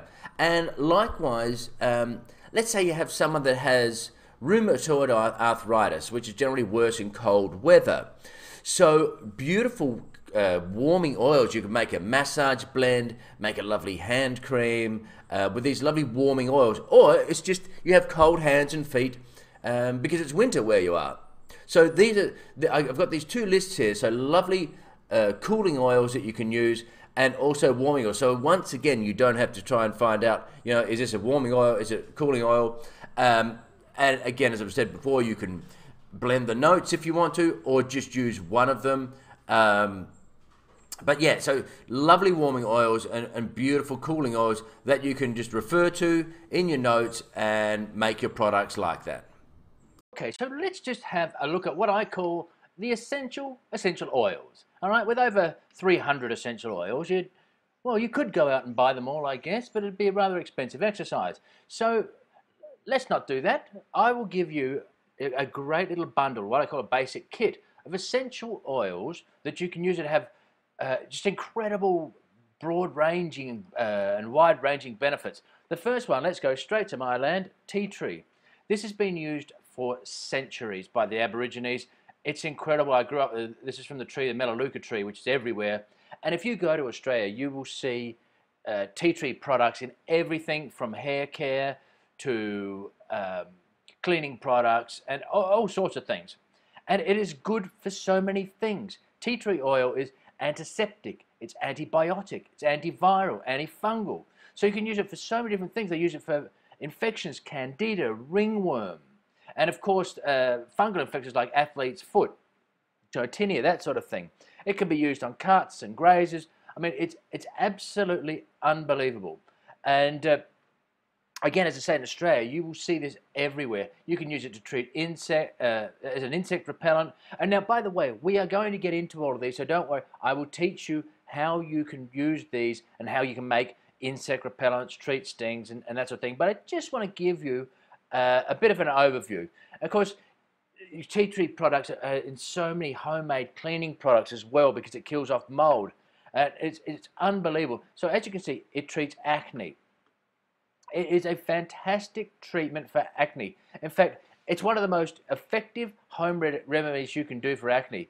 There was actually a study found that tea tree oil can be just as effective as benzoyl peroxide, right? Obviously without the negative side effects. All right. The other thing is for hair, for dandruff, it's really, really nourishing. As I said, cleaning. It is a great treatment for skin diseases such as psoriasis. It decreases the inflammation and eczema, these sorts of things. toenail fungus, one of the hardest things to deal with. And because it's, excuse me, tea tree oil has the ability to actually kill parasites and fungal infections, like I told you with the athlete's foot, this sort of thing. So it's absolutely amazing when it comes to treating these sorts of things. Now, by the way, these are just a few of the things that these essential oils are teaching you about, because they do so many other things. Yeah, it kills mold. You can use it, and you can buy this in Australia again, tea tree oil in deodorants, because of its antimicrobial properties that destroy bacteria. So it's absolutely fantastic for you. And of course, infections and cuts, these sorts of things. It's absolutely brilliant, and I grew up using this all the time. All right, this is another one of my favorites, lavender. I love the aroma. The therapeutic benefits of lavender are unbelievable. I mean, really, it's been used for over 2,000, 3,000 years. And lavender, I burnt my hand cooking one night, and I happened to have some lavender essential oil, and it healed my hand without scarring at all. And I picked up a hot pot right by the handles. It was a cast iron pot, and I had none of the burns that I would have had without using it. And this is what it's been used for a lot. It's very calming, of course, as well. It helps, as I say, it's great for burns and cuts and wounds. It's great for stress. It's very, very calming as well. It's great for skin problems, for headaches. I mean, it's just unbelievable. Now, it also has an antioxidant protection as well. Okay, and we'll go into this in a little bit further. But again, lots of great studies have been done with this. Diabetes, of course, it's been proven to be very, very helpful with diabetics. And of course, it improves your mood, you're less stressed, that sort of thing. But it's also energizing as well. So it's been really, there's been some fantastic studies. Actually, there was an evidence-based study published by the International Journal of Psychiatry that found that supplementing with 80 milligrams capsules of lavender essential oils alleviates anxiety, sleep disturbance, and depression. And there, of course, there were no adverse side effects, and you know, like you would if you have to use antidepressants, that sort of thing, pharmaceuticals. So again, really, really fantastic. So this is lavender, and I love it, and we'll look at this in a lot more detail. Rosemary. I love cooking with rosemary. When I was studying acupuncture and massage, you'd always see people coming in with their little rosemary essential oils in exam time, because it's really, really fantastic to help with concentration and memory. Of course, it's a fantastic pain reliever. You get rosemary in a lot of muscular lotions and balms as well. So it's really, really fantastic for that. And hair growth. And you'll see rosemary, if you look around, there's always, not always, but you'll see these natural hair products with rosemary in them. In fact, there was a study done that when they used rosemary over the scalp to stimulate hair growth, they found that it was a 22.4% increase in new hair growth. This was a study that was done. All right. I guess I should be using it, to tell you the truth. I'm not, which might be fairly obvious. Okay, so let's move on there. Chamomile. You probably know chamomile from chamomile tea. It is incredibly calming. You use it to sleep. It's also a natural allergy reliever. Really fantastic studies again have been done with this for helping things like mucus congestion, irritations, swellings due to allergies and hay fevers, these sorts of things. So really, really fantastic. It also helps skin irritations, that sort of thing, from if you have like food allergy or sensitivity to something. PMS symptoms, really, really great for this as well. Of course, it helps with sleep disorders, insomnia. It's fantastic for skin health because of its anti-inflammatory and antibacterial properties. So it's great for things like wounds, ulcers, these sorts of things, bruises, that sort of thing. And of course, it's a fantastic pain reliever as well, amongst many, many other things. Frankincense. Well, another fantastic, this has to be in the list. Frankincense, as you probably know from the Bible, it's been around thousands of years, and it is a fantastic stress reliever, can be used in natural cleaning products. Um, so it's great for skin and wrinkles because it has astringent properties. So very, very good for tightening skin and slowing the signs of aging. Great for digestive, indigestion, stomach problems, gas, constipation, these sorts of things as well. Really, really fantastic. And it's a fantastic thing for skin problems such as wound healing and things where you might have blemishes from acne and stretch marks, that sort of thing. Really, really brilliant with this. It's also a natural cold and flu medicine. And this has been used for centuries to help with coughs and colds, phlegm, this sort of thing. And again, we'll go into this in more detail. And of course, it helps with pain and inflammation. Really, really fantastic as well. Must be in your basic kit. Peppermint. I'm sure you know peppermint from toothpaste. And it's very cooling. It's in a lot of pain relieving lotions and balms and these sort of things. As you feel it on your skin, it's very cooling. At the same time, so in winter, it's very warming as well. It's incredibly good for stomach problems, digestive issues. Of course, it freshens breath. Halitosis, as it's called. Great, one of the best things you can do for headaches, concentration, and I said muscle pain relief. It is really, really brilliant, and again, has to be in this the basic care kit.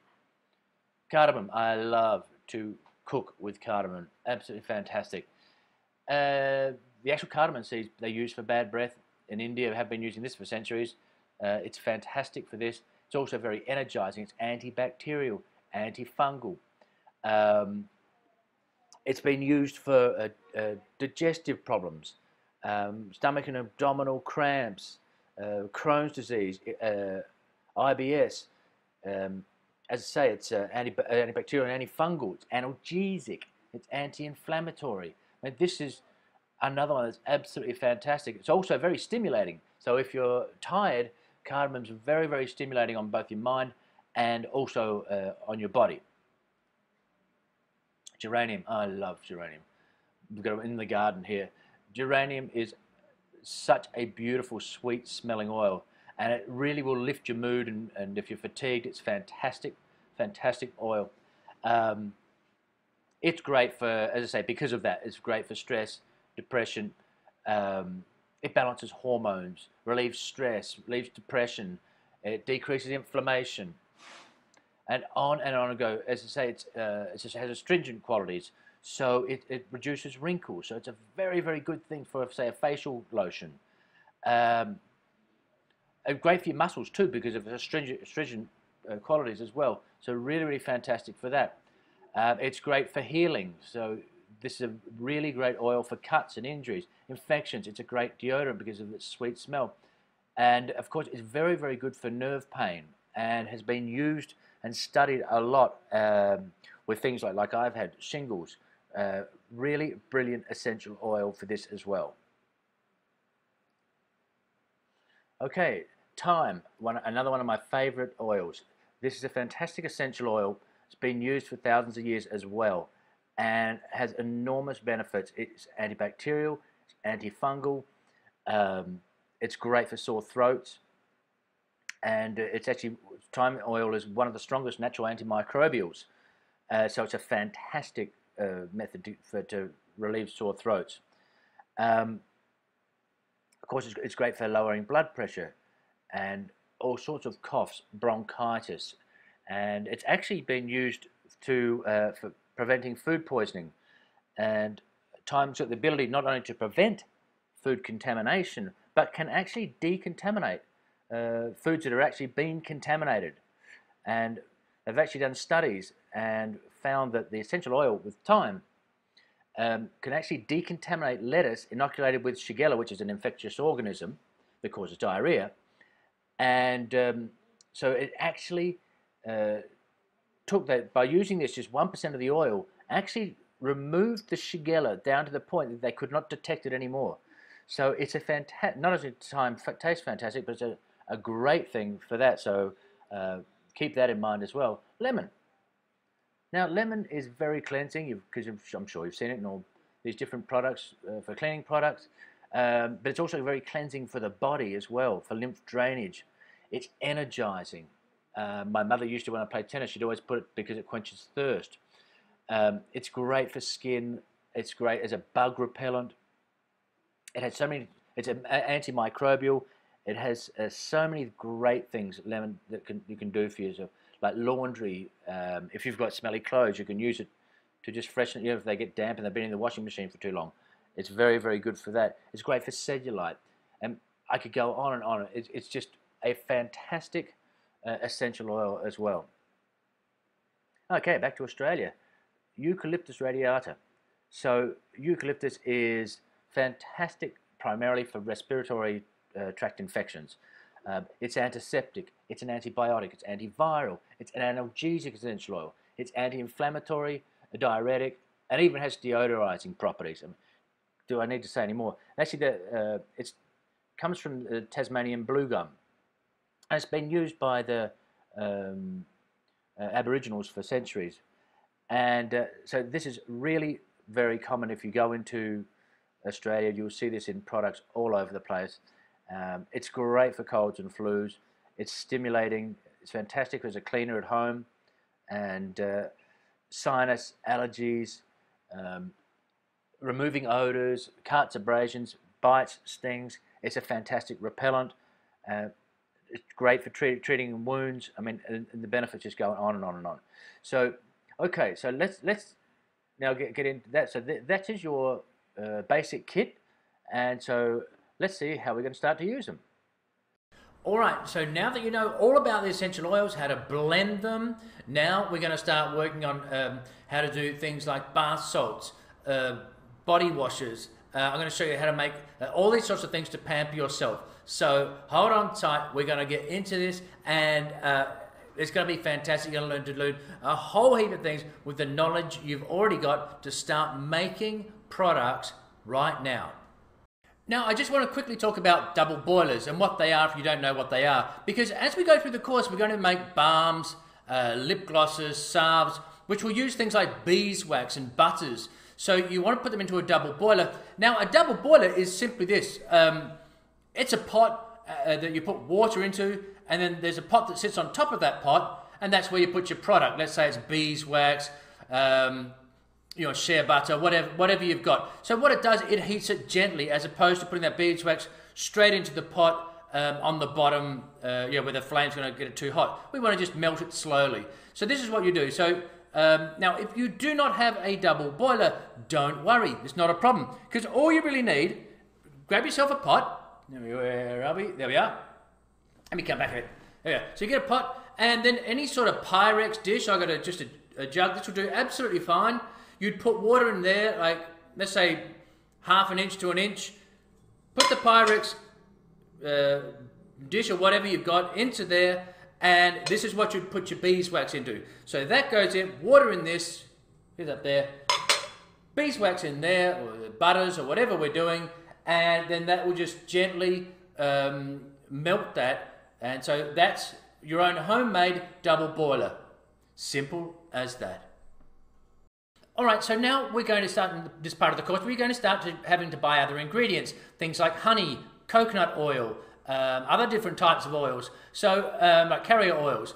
So what I want you to do is, when you buy, for example, this is honey, you don't want to get pasteurized honey. You don't want things that are denatured by heat, all right? So just as we talked about before with the essential oils and diffusers, that sort of thing. So, if you can, get organic, and definitely try and get raw honey. You want them as unrefined and as not pasteurized, and definitely you can get them organic, absolutely. Same with your coconut oil. So you'll see here, okay, this is virgin coconut oil. It says here 100% natural, unrefined, and cold pressed. You want to see cold pressed. Again, it has not been denatured by heat. And it's the same thing with all of your oils here, right? So this is an olive oil, extra virgin. So it's your first press. It's been cold pressed, 100% organic. It says cold pressed here. So these are the things you want to do, all right? Get the best quality you can, because you might be using them on your skin, and or even if you're ingesting them, I mean more so if you're ingesting them, try and get the best you can afford, and say, these things, it's really important that we're not putting chemicals into our body, we're not getting things that have been denatured with heat and that sort of thing. And as you can see, the oils are in dark bottles, to protect them from the light, that sort of thing, keep them in cool dark spots, just like you would with your essential oils. Okay, so these things are important just to make sure that, I say, do the best you can to keep it as chemical free as you possibly can. Hi everyone, and okay, one of my students asked me if I could show them how to make a homemade deodorant. So I said, yes, of course I can. Then I forgot about it. Then she reminded me, how's the deodorant coming along? So I said, I'm so sorry, I'm going to get it done today. Which, this time, I actually did what I said I was going to do. All right, now, this will take you 5 minutes. All right, I've got several recipes in your notes, in the resources. Now remember, you can use your antibacterial oils, your essential oils that you've got the list of, remember that, and you can use that, or just one oil, you can blend by the notes, whatever you want. Now look, this is awesome, if I may say so myself. I don't know, can you see that? I don't know if you can see that. But there, I hope you can see that okay. Anyway, this is beautiful homemade deodorant. And so you can put it into a little tray like that, a little dish, or you can basically buy these from Amazon and get new ones, or just repurpose an old one, and you can put it into your, whatever they call these things, deodorant stick holder container thingies. So okay, so let's show you how I did this so simply, so easily. Let's get started. Now, so as you'll see, I've simply got baking soda, well, organic virgin coconut oil. Now, corn flour, you can use arrowroot powder or corn flour, and baking soda, and then just some essential oils. So, you see there, it's 1/4 cup of corn flour or arrowroot powder, if you got that, 1/4 cup of baking soda, and then I've got 6 tablespoons of coconut oil, which is really 1/4 cup is 4 tablespoons, so you can measure out 1/4 cup and then put in 2 extra tablespoons, or measure out the whole 6, whatever you like. All right, you mix that up. So some people have a sensitivity to baking soda, so I've got other ones in your resources for you to use. Now also, if you live in a cold climate, your coconut oil might be solid, so you might have to put it in the double boiler to get into a liquid state. Now I'm going to use lavender, about 10 drops. Now again, I've got instructions, you get 5 to 15 drops, depending on, again, your sensitivity to essential oils. And that is it. I know. Wasn't that just easy? That is it. All you need to do now is put into whatever container you want, and then it will set up. Now again, if it's a hot climate, like it's 100 degrees in the shade where I live, I put it in the fridge just to solidify it. You can keep it in the fridge, or you can keep it out, again, depending on your climate. And then just pour it into your tub. Or, as I say, you could spoon it, if you want to put it into a deodorant stick, you might want to just spoon it in, cool it down if you're in like mine's too liquid to do that at the moment, so you just cool it down a little bit so it becomes more pasty, and then do that. There we go. In it goes. Look at that. That's it. You now have homemade deodorant. Simple as that.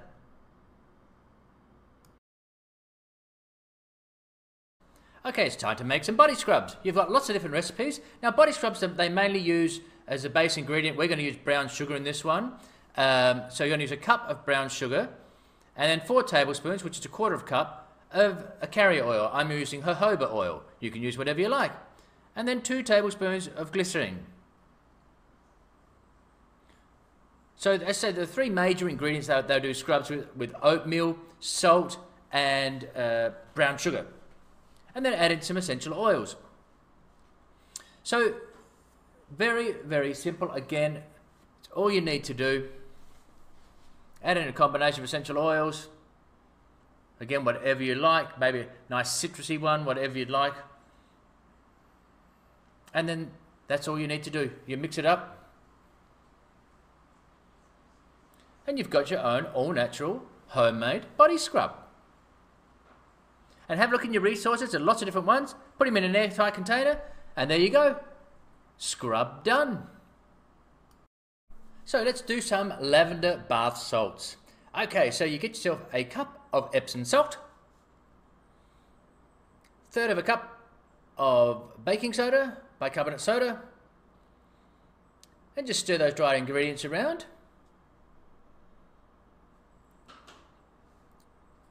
Simply like that. Mix them up, and then you'll add in 10 drops of lavender if you're going to make lavender. Again, whatever essential oils you want to do, you might want to make something nice and calming.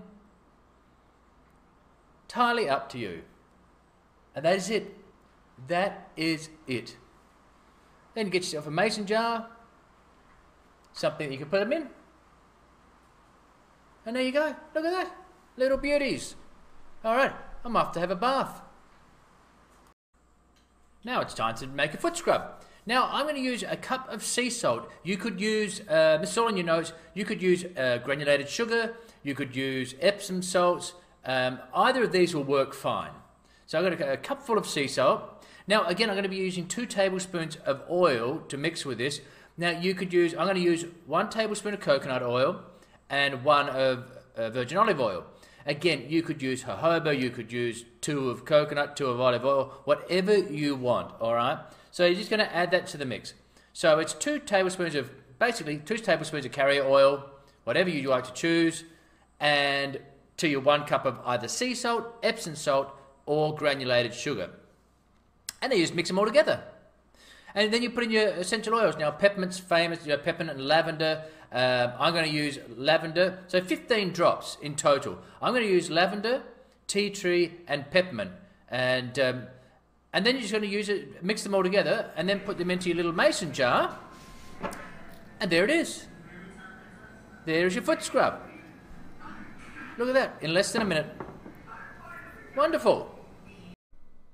Now, this is one of the easiest things you can do to make a non-chemical household, which is make your own air freshener. It is so simple. Now, all you need to do, you get yourself a bottle here, and you put in a tablespoon of either rubbing alcohol, witch hazel, or vodka, and that's because it'll emulsify with the essential oils, because water and oil don't mix. So you put that in there. Now, whenever you use them, you shake them up anyway. Just you agitate them before you use them. But that's all you do. So you use whatever combinations of essential oils you like. You've got them all in your notes. In the resources in this lecture, I've got lots of really nice blends. But that's all you do. So you put in your essential oils. I've got, as I say, recipes there for you, formulas. Add distilled water. So you've got your either vodka, witch hazel, or rubbing alcohol, distilled water, your essential oils, and that is it. And as I say, look in your resources. I've got really beautiful blends, and this, what they say in the United States, is a no-brainer. It is such an easy thing to do and so wonderful. All right, we're going to make inhalers. Now, you go onto Amazon, and these are brilliant. You would never ever buy an inhaler, like a Vicks inhaler again.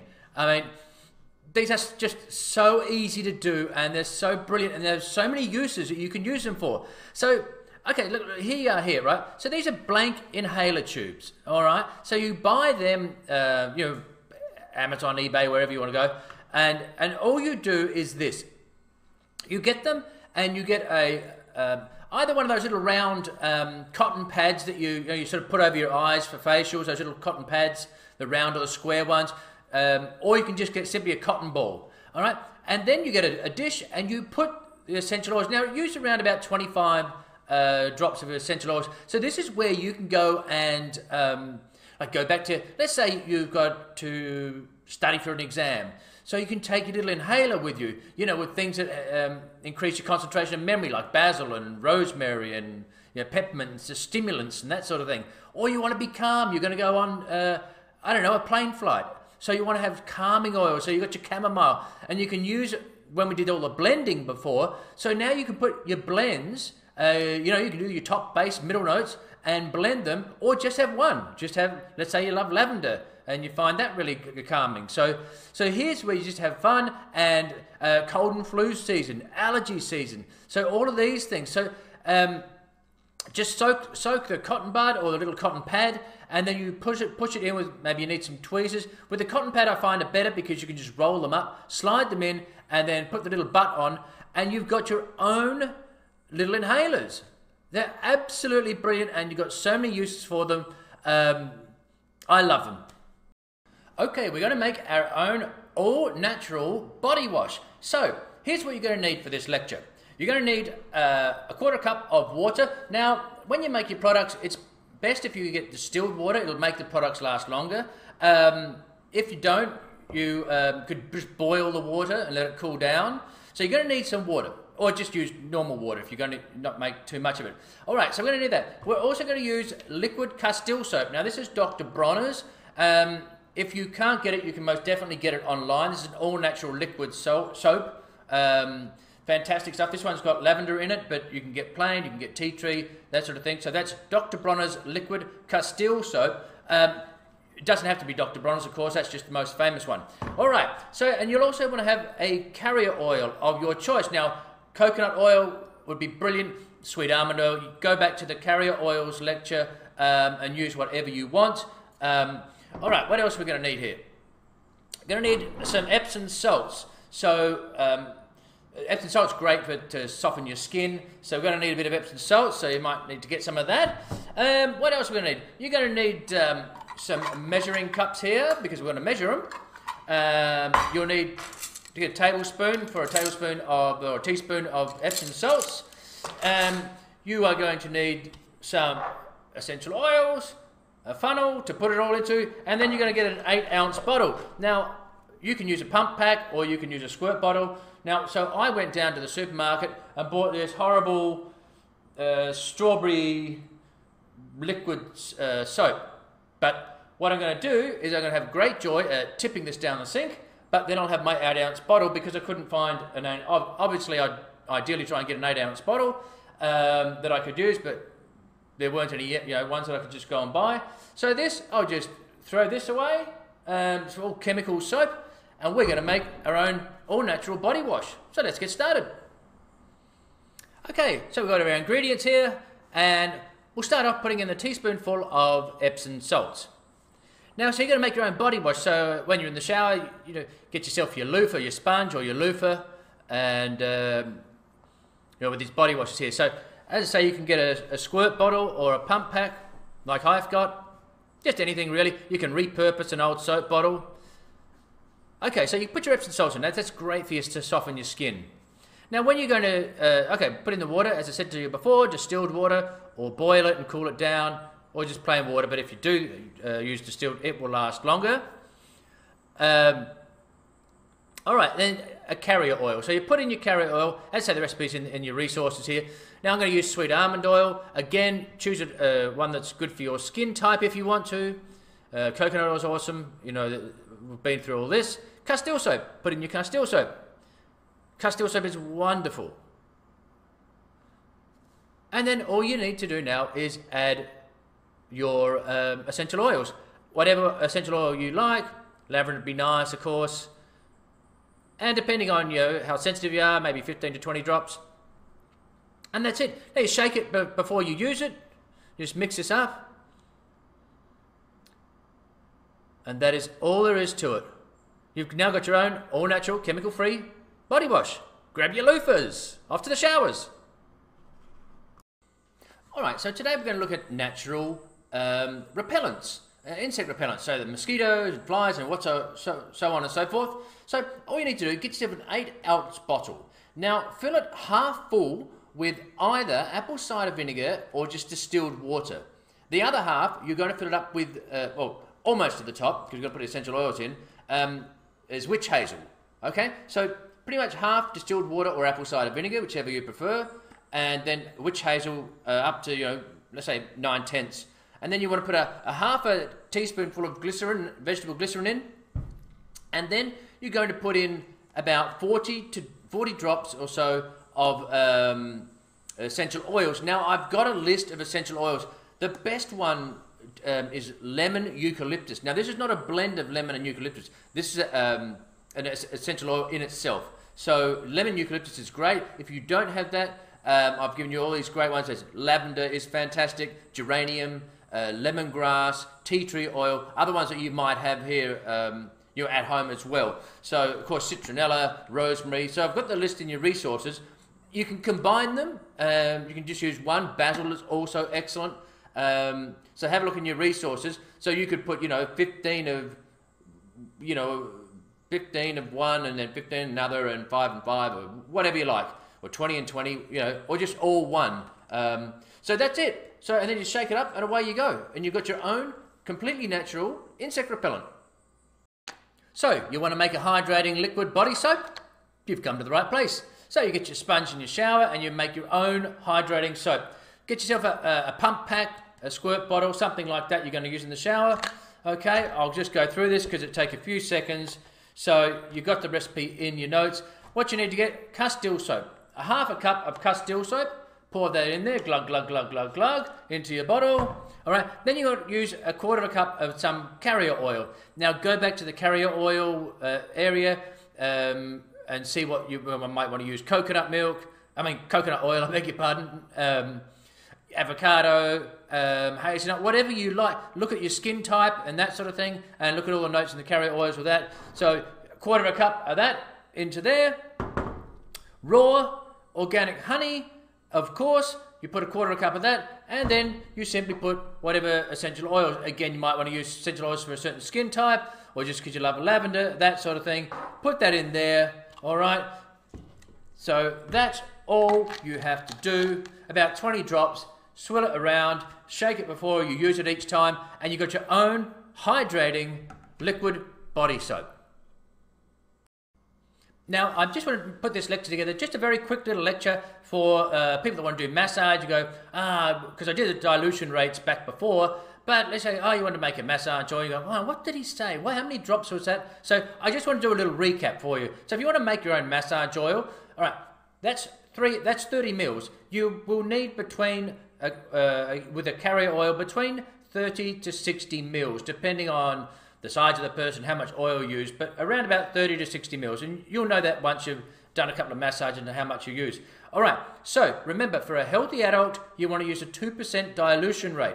Children and elderly, 1%, so you're halving it. Okay, so 30 mils equals 600 drops, more or less. Okay, so 2% dilution would be 12 drops in 30 mils. So 30 mil carrier oil and 12 drops. So all you need to do is go back to where we had all of the oils, the stimulating oils, the calming oils, pain relieving oils, and of course, so you're going to use whatever oils you decide to choose on. You can use one oil, of course, or maybe you want to make a blend, as we did all the blending, but 12 drops in total for a 2% dilution rate into 30 mils of carrier oil. Okay, so and it would be obviously 6 drops in total for 1% for children, elderly, and so on and so forth. Okay, so that's just a quick little lecture so that you didn't have to go back to that dilution and go, what the heck was he saying?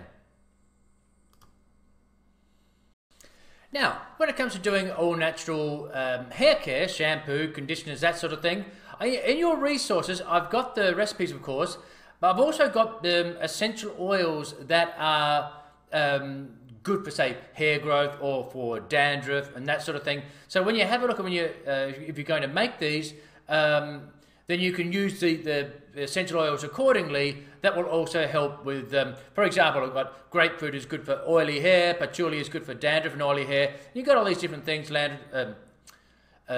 Lavender is good for dandruff, that sort of thing.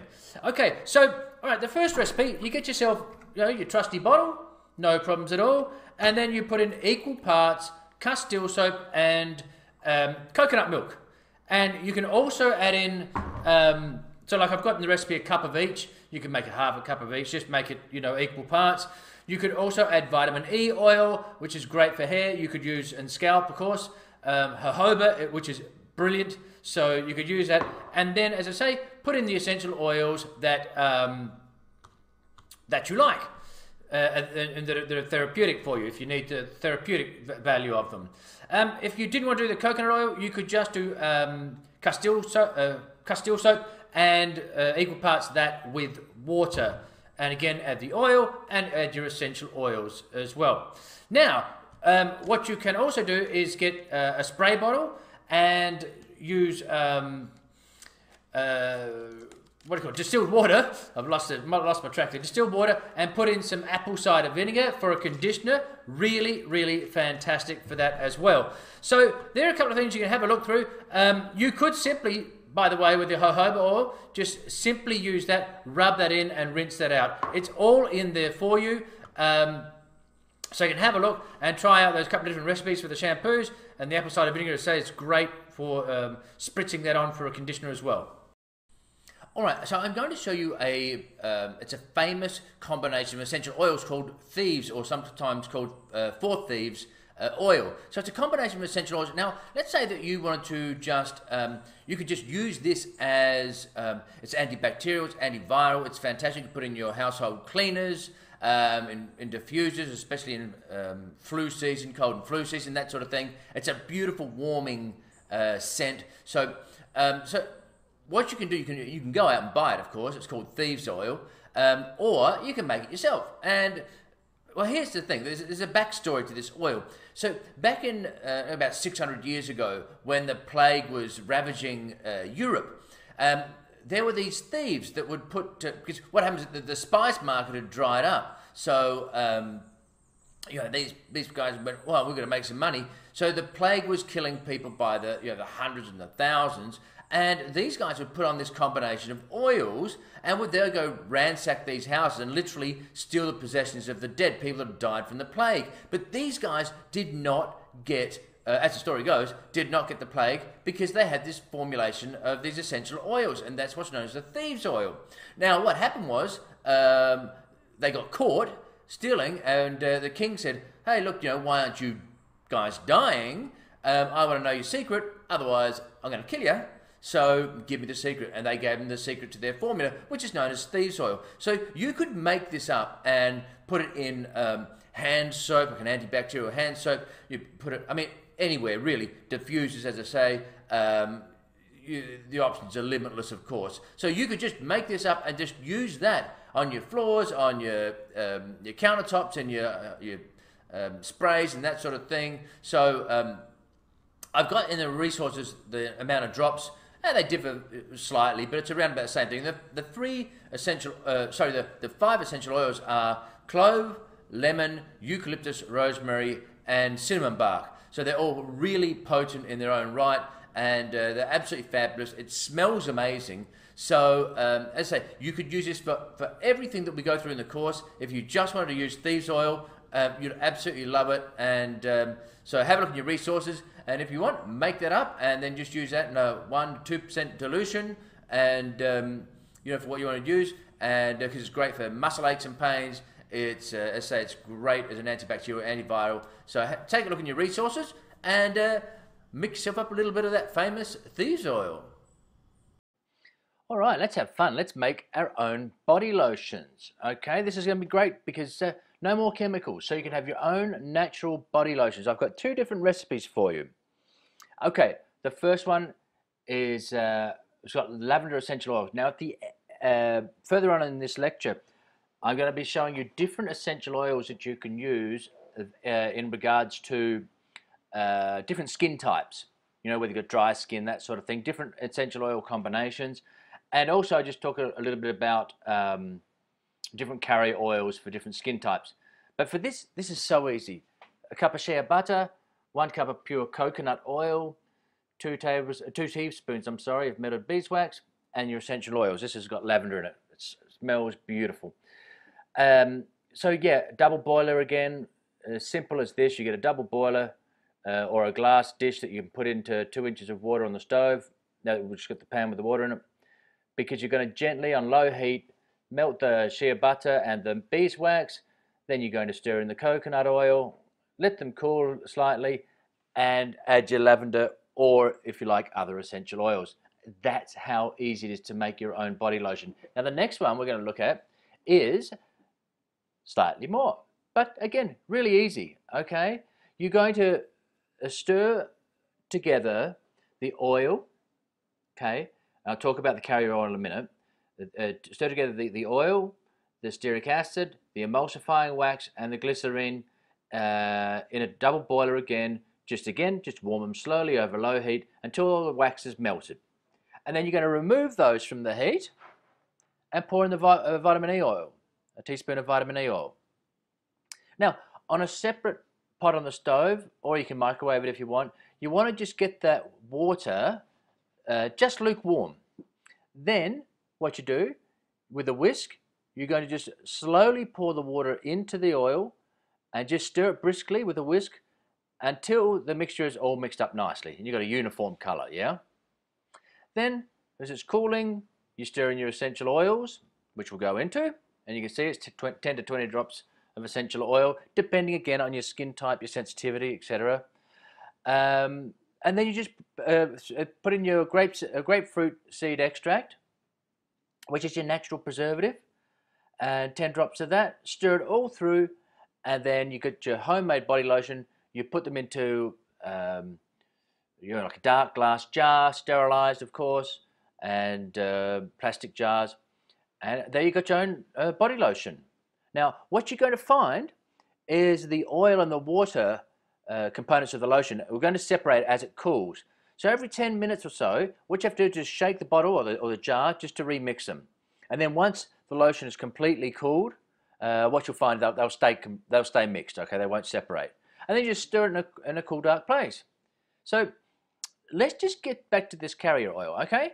So the carrier oil, you can pretty much use anything. Certainly sweet almond is very, you can use that on pretty much all skin types. But I just wanted to let you know, with oily skin, if you've got acne, it would be better, you could still use sweet almond, but it would be better to use jojoba or grapeseed, okay? And if you have sensitive skin, then you might be better off using either apricot, grapeseed, or avocado. Okay, this is just if you've got that option. Now, let's just have a look at using specific blends of essential oils in this lotion. So if you've got that oily skin or acne, you could use, now of course you can use what you want, but I'm just getting these a little more specific. So here's 10 drops of petitgrain, 5 of lemongrass, 3 tea tree, and 1 drop, that's what it's meant to be, 1 drop of geranium. So this is very good for this type of skin condition. Now, if you've got dry, aged, or damaged skin, you see this combination here as well. Okay, and again, that's pretty. So you just mix them up, and you'll put them. So what you want to do when you've got these, you want to mix the essential oils in a separate little dish, and then add them. Okay. Once again, this is just for normal skin. This is beautiful. Lavender, geranium, jasmine, and rose. Absolutely fantastic. Sensitive skin, once again, you got lavender, chamomile. You know it's very good for skin, so is rose. So 12 drops of lavender, 4 of chamomile, 2 of rose. Really lovely for sensitive skin there. Now, of course, if you're more sensitive, you can drop these back. You don't have to have this amount of drops. You could halve them if you want to. You will play around with it. This is for eczema and psoriasis, a combination here. And finally, we've got scars and stretch marks, so you could make your own lotion for this. So you've got these essential oils here that you can mix together, use them in your lotion, and there you have it. You have essential oils for different skin types that you can do, or you may just keep it simpler, okay? Different carrier oils, or just keep it simple. And there are 2 fantastic different ones, a little more, they're both easy, but one's got a few more ingredients, and just fantastic to, how exciting to have your own body lotion. All right, now in this section, we're going to talk about how to make things in regards to painful conditions. So muscular aches and pains, we'll look at that. We'll look at delayed onset muscle soreness and what helps that. so that you can make your own tiger balms, salves, lotions, this sort of thing with pain relieving oils. So maybe you've got a massage clinic, a spa, and you want to make these to help your clients, sort of post exercise, that sort of thing. Or maybe you've got arthritis, or someone that has it, and you want to make your own arthritis creams and lotions and salves, that sort of thing. So we're going to get to work with our salves, which we'll look at using the double boiler we talked about earlier on, because we're going to start melting beeswax and that sort of thing. So what we'll do, let's get into it, and I'm going to show you lots of different ways that you can help people or yourself, your family members, by making your own, say tiger balms, salves, and rubs and that sort of thing. So as I promised you, we're going to look at making salves and rubs and that sort of thing, balms, that sort of thing. So here's one of these over-the-counter, this one's a gel.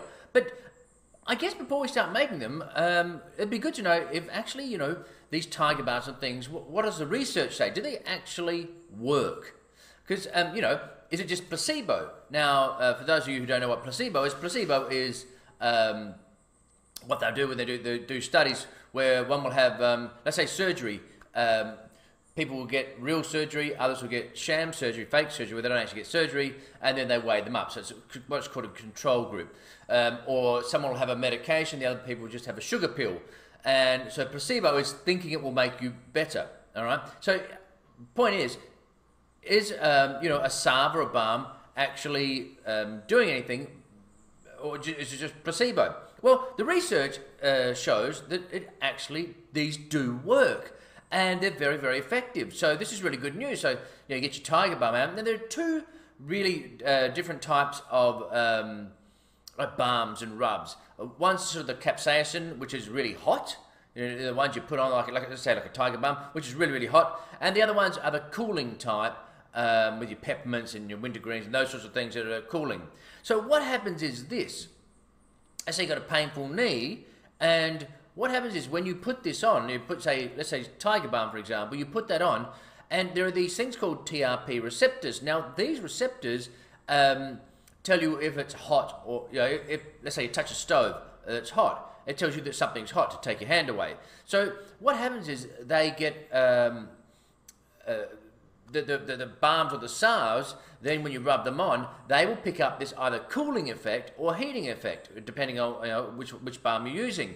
And then that overrides the pain signal. So this is what's happening when you're using it. So it's overriding the signal, the pain signal, as a cold or a hot signal. So when it comes to using these, it's a bit like when I talk about using ice or heat. Use what feels better. So maybe the hot rub feels better for you or the person you're treating, or maybe they're better with cooling. And it's the same as I say with ice or heat. I've always said, apart from the first 24 to 48 hours of an injury, like a sprained ankle, where you're swelling, you ice it then. Just to say you've got back pain or shoulder pain, use what feels better. And a really good indicator of this is if you're in the shower, you got lower back pain, for example, and you have a nice warm shower, and that really makes it feel better, then odds are that a warming rub and heat packs or that sort of thing are what you want. Likewise, if you go, no, it doesn't make me feel better at all, in fact, it feels better when I put some ice on it, then you use a cooling rub, all right, with just say your peppermints and those sorts of things that have more of a cooling effect, your menthols, that sort of thing. So there you go. So as we're about to start making these, it's good to know that there is some science behind these, that research suggests that yes, they actually do work. So we're not wasting our time. All right, let's do a salve or a rub or a balm or whatever you're going to call it. So we're just going to add some water. We want to make a double boiler here. So you've got several recipes here. So we're going to use the Pyrex cup there as double boiler, quarter cup of beeswax pellets, which you can get from Amazon if you can't get them locally wherever you live. Now, so what we're going to do is put that on the stove and liquefy the beeswax, grated beeswax here. You see the beeswax pellets. And then we're going to add the coconut oil and turmeric, which is an anti-inflammatory, and of course cayenne pepper, so it's going to be a nice heating rub. And then we'll use some essential oils. You can use whatever essential oils you like. I'm going to use lavender and peppermint in this one. So as I say, it's really, really simple. In all of these recipes, you're just first of all going to, now I've added half a cup of coconut oil in there. I'm just adding the last bit of it there, but I'd already added it. Forgot to turn the camera on, silly me. And then the turmeric, 2 teaspoons of that, and 2 teaspoons of cayenne pepper. And then you just stir them all through. And so what I was going to say is, they're all basically the same, with just some different ingredients in the resources. I mean, they're different recipes, but it's the same way you make them. You know, any butters or beeswaxes, you're just going to melt them in the double boiler. And it just shows you how simple this is, really. Stir it all through. Make sure there are no lumps or anything, and then dissolve the turmeric and the cayenne. And so you can go back through your pain relieving, the area back in the oils area at the start, and check out pain relieving oils, essential oils. Peppermint, I say, is great. Wintergreen. So just you have a look through them and see which ones you want to put in. And then we're going to put it in there and stir them up again. Now you want to put your essential oils once it's cooled down just a little bit. Obviously not when it's hard, but you want to do it just, you don't want to put them into the hot, when it's too hot. I'm going to add some lavender and then add some peppermint. You guys use whatever you want. And you have a little dish there. Stir them in. It smells amazing. And then all you need to do is let it cool down. All right, so we're back now, and it's hard. Look at this. Look at this little beauty. So let me take this lid off here. Whoops. And you can see there, it's all over me here. You can see there, nice and hard. It smells amazing with the essential oils and the coconut oil. Ah, it's divine. So there you go, look at that.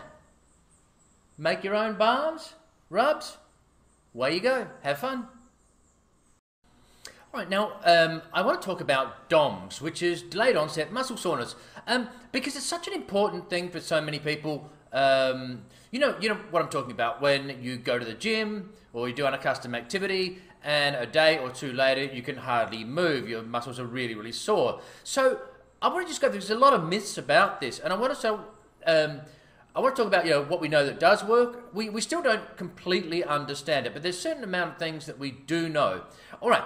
So there used to be a thought that it was lactic acid, a build-up of lactic acid in your muscles. Well, it's not, all right? Straight up, they found out that there's no lactic acid build-up and blah, blah, blah, and this is for another conversation whatsoever, but lactic acid is not a waste product as such, and there's a whole thing about detox and blah, blah, blah, blah, blah. Not going to get into that, but there's nothing wrong with lactic acid.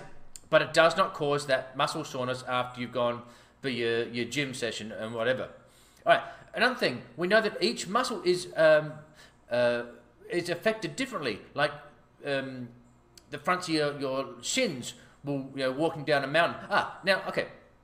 Here's something we know that DOMS is caused by eccentric contractions. So if you don't know what that means, we've got 2 types of contraction when we contract a muscle. Okay, so remember, muscles pull, they don't push. Okay, so when we contract here, these muscles here are pulling like that. Now that movement where the muscle shortens is called a concentric. C-O-N-C-E-N-T-R-I-C. Concentric. So that's when the muscle shortens. Now, when the muscle lengthens, because you can imagine if I just let that drop, like didn't use my muscle to put the brakes on, it'd just drop floppy, right? So when we bring it down, so imagine if I've got a weight in there, that is eccentric, where the muscle's lengthening out as we go down. Okay, that's eccentric. Now that they know causes DOMS, delayed onset muscle soreness. So think walking down a steep hill, the front of your shins are having to eccentrically contract, and that's why they get very, very sore in your thighs and so on and so forth. All right, and they do know that it's there's a genetic link. Some people, lucky little buggers, do not even get DOMS. All right, there are some people who genetically do not get delayed onset muscle soreness. They know a lack of sleep and dehydration can also affect DOMS negatively. It is not due to muscle breakdown as such. So, all right, so there used to be, people go to the gym and they go, oh, I'll get on the pec deck and do this, and oh, I really hurt, and, they think that that's going to be, so it's, it must be microfiber breaking down, and that's why we're getting DOMS. It's not. Reason I say that is so it's not due to muscle, like gaining, breaking down muscle tissue to build muscle up, that sort of thing. Because long distance runners and cyclists who, and not big bulky people, they also get DOMS. So you think of your marathon runner, they get DOMS. Well, there's, they're tiny. They're generally very, very thin people. So it's not due to muscle gain. Okay, we do know that static stretching, both before and after, does not help DOMS. Okay, now, by the way, this is again for another lecture, I guess, but do not do static stretching, if you are, before you go and do your workout, before you go do your run. Now, static stretching, what I mean by that is, where you put you stand up against the wall and you stretch your calves out and you hold it for 30 seconds, or you put your leg up on a post and you stretch out your hamstring, or you grab your foot and you stretch out, for 30 seconds your thighs. That is called static stretching. That actually decreases your performance. Okay, what happens is your muscle, I know I'm getting a little bit sidetracked here, but this is information I think is very, very important, because so many people, you see them, stretch here before my golf game. No, what that's doing is it's sending your signal to your brain to go, I'm getting overstretched, I got to lock it up, and it actually decreases your strength by up to 30%. Okay, it does not decrease your rate of injury. So stretching, if you're doing it to stop you getting injured, it doesn't do a thing. Okay. And it actually decreases your performance. So if you're stretching to run fast or to lift more weight, doing static stretching, I'm going to stretch this out on this post here because I'm going to do a pec deck, you're decreasing your strength by up to 30%. So there you have it. All right. Warm-ups, jogging won't help either. I've got this in your notes here. Supplements like omega-3, glutamine, those sorts of things don't work. They're good for other things, quite possibly, but not to get rid of DOMS or to not get DOMS, okay? Now, interestingly, they found that by taking caffeine, all right, you can get caffeine in capsules, for those of you who don't know, can decrease your rate of DOMS by up to 50%, all right, by taking caffeine. So, I've got in your notes here, they think it blocks the signal to your central nervous system. Again, not completely sure of the mechanisms. Topical menthol, and wait a minute, didn't we just make a balm? There we go. Topical menthol, so think your peppermints and those sorts of things. Topical creams, they say work well. So by all means, so if you're a massage therapist, you got someone sore, get in with you, make your balm up. This would be awesome. To someone sore, work through their calves and use this. They'd love you for it. All right.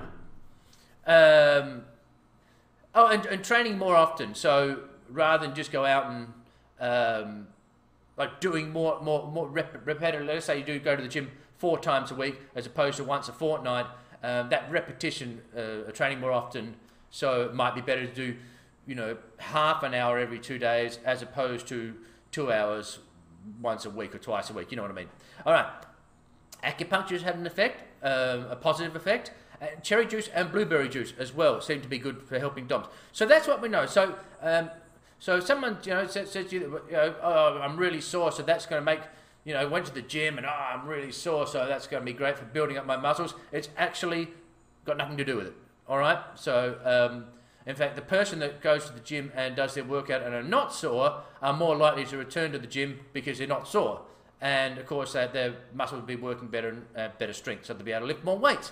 Okay, so there you're in a nutshell. Just in case anyone asks you at a dinner party, there's your in a nutshell about DOMS.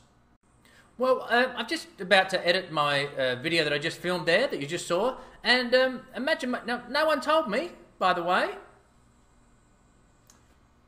I'm getting upstaged by my cat again. So, anyway, that's Gingy the cat, the stray cat that we, our little rescue cat. What can I do? She's queen of the house. Anyway, onward and upward. So, you had a night out in the town. You're in Mexico. You're on holidays. Why not? Hey, you're drinking beers, and then you went out and you went, I'm going to have some tequila. So you got tequila and you was dancing on it was great times, and then your friend said, let's go and get some mezcal shots. And you drank the mezcal as well, because why not? You're in Mexico, but there's only one problem. You had to wake up in the morning, and you woke up and you got yourself, after your night on the terps, you got out and got good and hammered, and you're feeling like death this morning. Well, okay, so you go, well, what aromatherapy essential oils can I use to make myself feel better? Okay, well, I'm here to help. So, all right, so you can use rollerballs, you can use bath salts, you can, depending on your day, all right? So if you have to go to work, I mean, if you're in Mexico on holidays, doesn't matter. But, okay, so here we go. So what is a really good one? Our trusted favorite, lavender. Lavender is awesome. Diffuse it, put it on, on a cotton ball, whatever you need to do, just sniff it like this. It's just amazing. Put it in... whatever, you're enough through this course. Now, a really cool thing you can do, get yourself like, as I say, if you're on holidays, go get a spray bottle, fill it up with water, put some drops of lavender in there, put it in the fridge, all right, and then just, oh yeah, spray yourself, beautiful, all right. Now, that's if you're on holidays and you're going to just chillax for the day by the beach. But if you're going to work, you poor people that, you're not on Mexican holidays, then you need to get things happening. All right, you want to get things happening, think citrus. Think citrus, grapefruit, lemon. You can spritz it again, you can diffuse it, you can put it into a tissue, whatever. That's a lemon. That is just absolutely gorgeous. This will lift your mood, all right? Lemon, orange, all the citruses, absolutely amazing. Use that. You can put that in your spritzer as well, and I say nice and cold, keep it in the fridge and spray yourself. Headaches, think peppermint. All right, peppermint's awesome and beautiful. I just never get tired of smelling these essential oils. So, okay, think other things that you've gone through the course. So think, I got to work, I've got a busy day. So think your basils, think your rosemary, think your peppermint, eucalyptus, stimulating. So you can go back to the course here and think, what do I have to do today? Okay, so I'll get my calming oils because I'm chilling out in Mexico, or I've got to get to, I've got to get my exam done, or I've got to continue watching this course and concentrate. So I'm going to get some stimulating oils. So that's all you do, and use them in whatever manner you like, as we talked about through the course. As I say, spritzers are awesome, and next time, don't do the mezcal. Oh boy. So for this lecture, I've got a spraying oil that you could, if you sprain something, then you can put this on, and it's got castor oil, it's got anti-inflammatory essential oils, it's got turmeric powder, which is anti-inflammatory, and all this good stuff. Now, I'm going to focus, so they're in your resources. It's got avocado oil, it's got hempseed oil, it's really lovely. But I'm not going to focus on how to make it, because you just put the ingredients together and then you just rub this oil on for several times during the day. What I really want to focus on is how to bandage, how to do rehab and that sort of thing. So how to treat a sprain. Now, obviously, if you're unsure, you've got to get yourself an x-ray to make sure there are no fractures, that sort of thing. Okay, so let's first of all talk about the difference between sprains and strains, because you don't... okay, so a sprain involves the ligament. So let's say you sprain your ankle. That means there's ligament damage. Now, there might be muscle and tendon damage as well, but a sprain involves the ligaments. A strain is muscles and tendons. Now, ligaments, just in case you're not aware of this, ligaments join bone to bone. Okay, tendons join from bone to muscle. Okay, so where you can see this, okay? So my biceps, that's a biceps tendon. So you've got your biceps muscle, it goes to become a tendon and then joins onto the bone across the joint, okay? And muscles pull, they do not push, they pull, okay? So a little bit of an anatomy lesson there.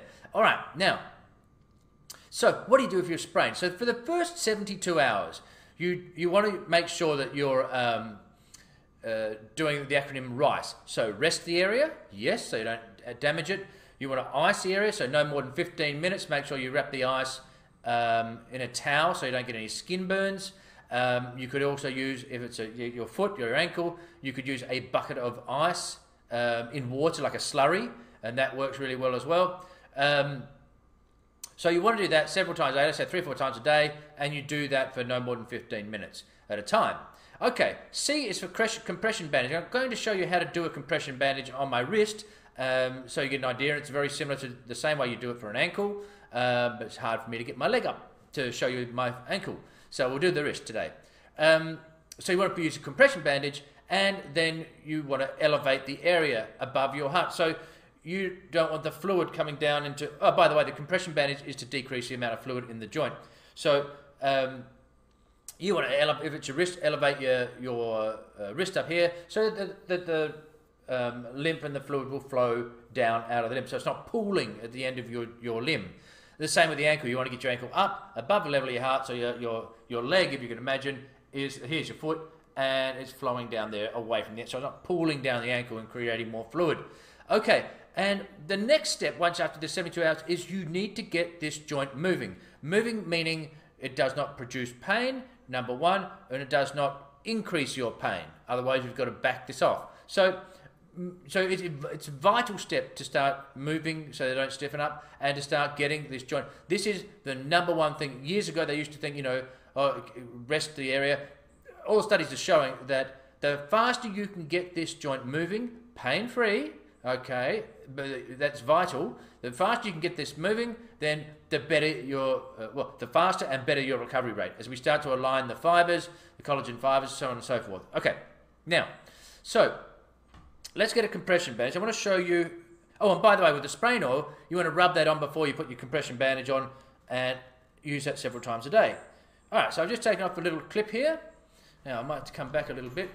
All right, so what you want to do, so we'll do the wrist, but it's the same with an ankle as well. So if you can imagine my fingers and my toes, at an ankle, you're going to start at the ball of the foot. Okay, you're leaving the toes free, and then you're going to work your way up in a figure 8 pattern. So I'm going to show you, see that? I've just tucked that in. I've got that there, like that, to hold that. And then I'm going to come up and around. So you see that? And then it's like a figure, oops, sorry, I'll put that down there. It's a figure 8. And then back again. And I'm coming around the wrist. I hope you can see this okay. So we come around the wrist, up through the palm, and you just keep working your way like that. All right? So, once you've done a few turns like that, then you just spiral it up at the wrist joint there. Obviously, don't make it too tight. You block off your circulation. All right? And away you go. And there you go. Nicely protected. And you do, say, you can imagine that's the same thing. So it's basically a figure 8 pattern. Okay, so we'll get rid of this. Now, let me show you, and of course you clip that or stick it or self-adhesive, whatever tape you're using. So, okay, so that's your first 72 hours. Then after that, we're going to get things moving. So what do you need to do? Let's say for the wrist. Now, it's, by the way, for an ankle, it's exactly the same thing. You're going to, again, I'll try and get this. So we're going to flex the wrist, and you can use your hand to stretch it for 30 seconds. Okay, I'll do my other hand here so you can see better. All right, so arm straight and 30 seconds. Remember the golden rules: do not increase pain, do not create pain. 30 seconds, and then extension, 30 seconds. All right, pain-free. And you'll do that 3 or 4 times a day as long as there's no increase. If it's an increase in pain, then definitely you want to back it off, meaning either less pressure and or less repetitions. Okay. Now, so that's flexion extension. You're going to do that, and then what you're going to do is supination. What's called supination and pronation. So you see this okay? What you want to do is just twist, hold for 30 seconds, and then the other way. Because the wrist joint flexes and extends, and what's called supination and pronation, okay? So we want to get those movements happening again as quickly as possible. All right, so that's what you do. Then you also want to incorporate strengthening exercises. So the same thing. So what you do is get yourself a little weight or something that's resistance. Where am I? Okay, and you'd have this would be on a table, and you come up and do 8 to 10 repetitions with a small weight in your hand. Same with this. The elbow should not move. It's all happening at the wrist. I mean the elbow, the forearm. So that would be laying on a table, and you do 8 to 10 repetitions of that as well.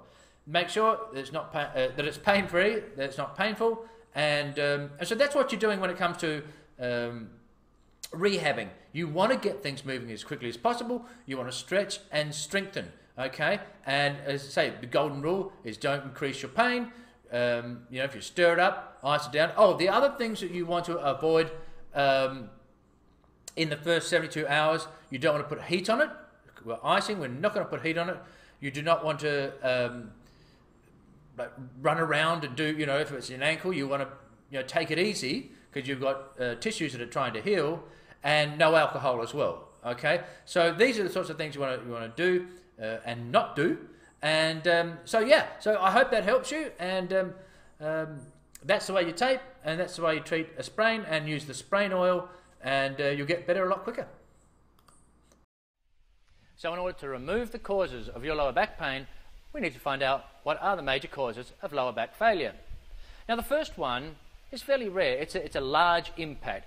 For example, you're on a skidoo and you go over a massive jump and you have a huge impact, which is just way too much for your spine. That's fairly rare to happen. The second one is repeated flexion of your lumbar spine. And the third one is sustained flexion. I'll go into these a little bit more. So think rounding your lower back. You see, because your spine doesn't like to have a lot of movement.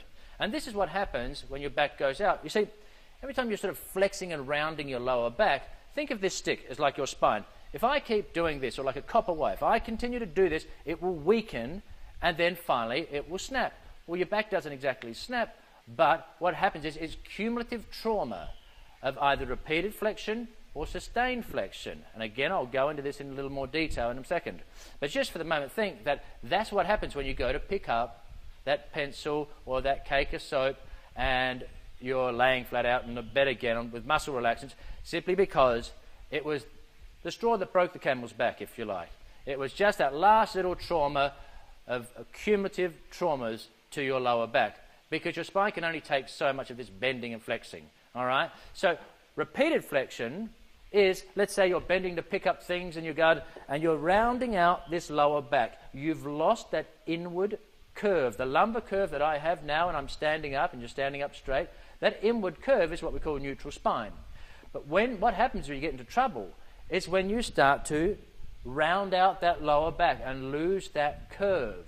Okay? And you're repeatedly doing that, you're continually doing damage. So you think you're going to the garden, you're weeding, or you're picking things up, and over time, trauma after micro trauma, and this is what happens until finally your back can't take it anymore. Add to that sustained flexion, meaning once again you've rounded out, they've lost that curve. Think yourself slouched in front of the TV or your computer like this, sitting out there. Once again you see I've lost that inward curve, the lumbar curve is gone. So what is happening here? Let me tell you, when you lose that curve, think of it like this. When you've got that inward curve, your spine, think of my hands as your vertebrae, okay? Imagine I've got a balloon between my hands. That represents your disc. What happens is when you do this, you flex the spine, okay? You're flexing the spine, so imagine the vertebrae then do this, they flex. Now imagine if that balloon's here and I flex like that. What happens to the balloon? It bulges out this way, right?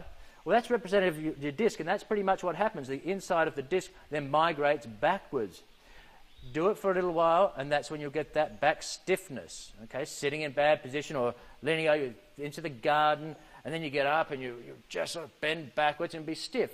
But if you do this long enough, you start to damage the soft tissues, and the disc will migrate further backwards, and then you can have really large back pain. If it then protrudes even further, it can start pressing on nerves, such as sciatica. So we need to stop doing this. We need to keep what is called neutral spine.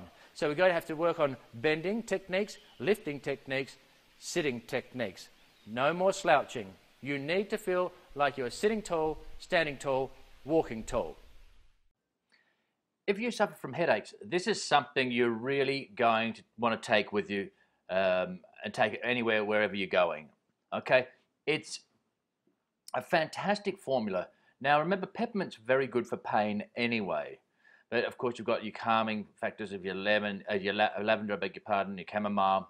So it's got 8 drops of peppermint, 8 of lavender, 8 of chamomile, 5 of frankincense, and then you would put these into a little dish or something to mix them up. So mix up all of these essential oils together, then put them into your little roller, okay, and then fill it up with whatever carrier oil of your choice, okay.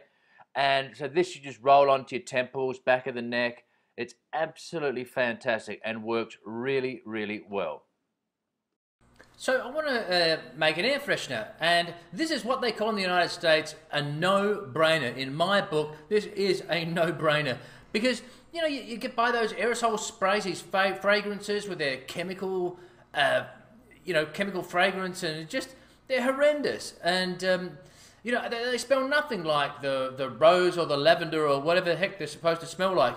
So this is just so awesome, and it's so easy. Of course it is, because it's in my course, and that's why everything's easy. Look, get yourself a spray bottle, and a few drops of, you know, you can use your thieves oil blend if you've done that. You can use, you know, whatever you like. I love this one.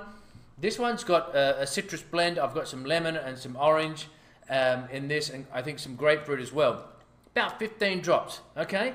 Now, you're going to also need some other, you don't have to, but it's better because oils and water, you want to get an emulsifier. You can use vodka, or you can use witch hazel. About a tablespoon of that into here, fill it up with water, and away you go. And it just smells amazing. I feel like I'm in a lemon orchard with a few oranges and a grapefruit or two. Never buy a fragrance again in a can.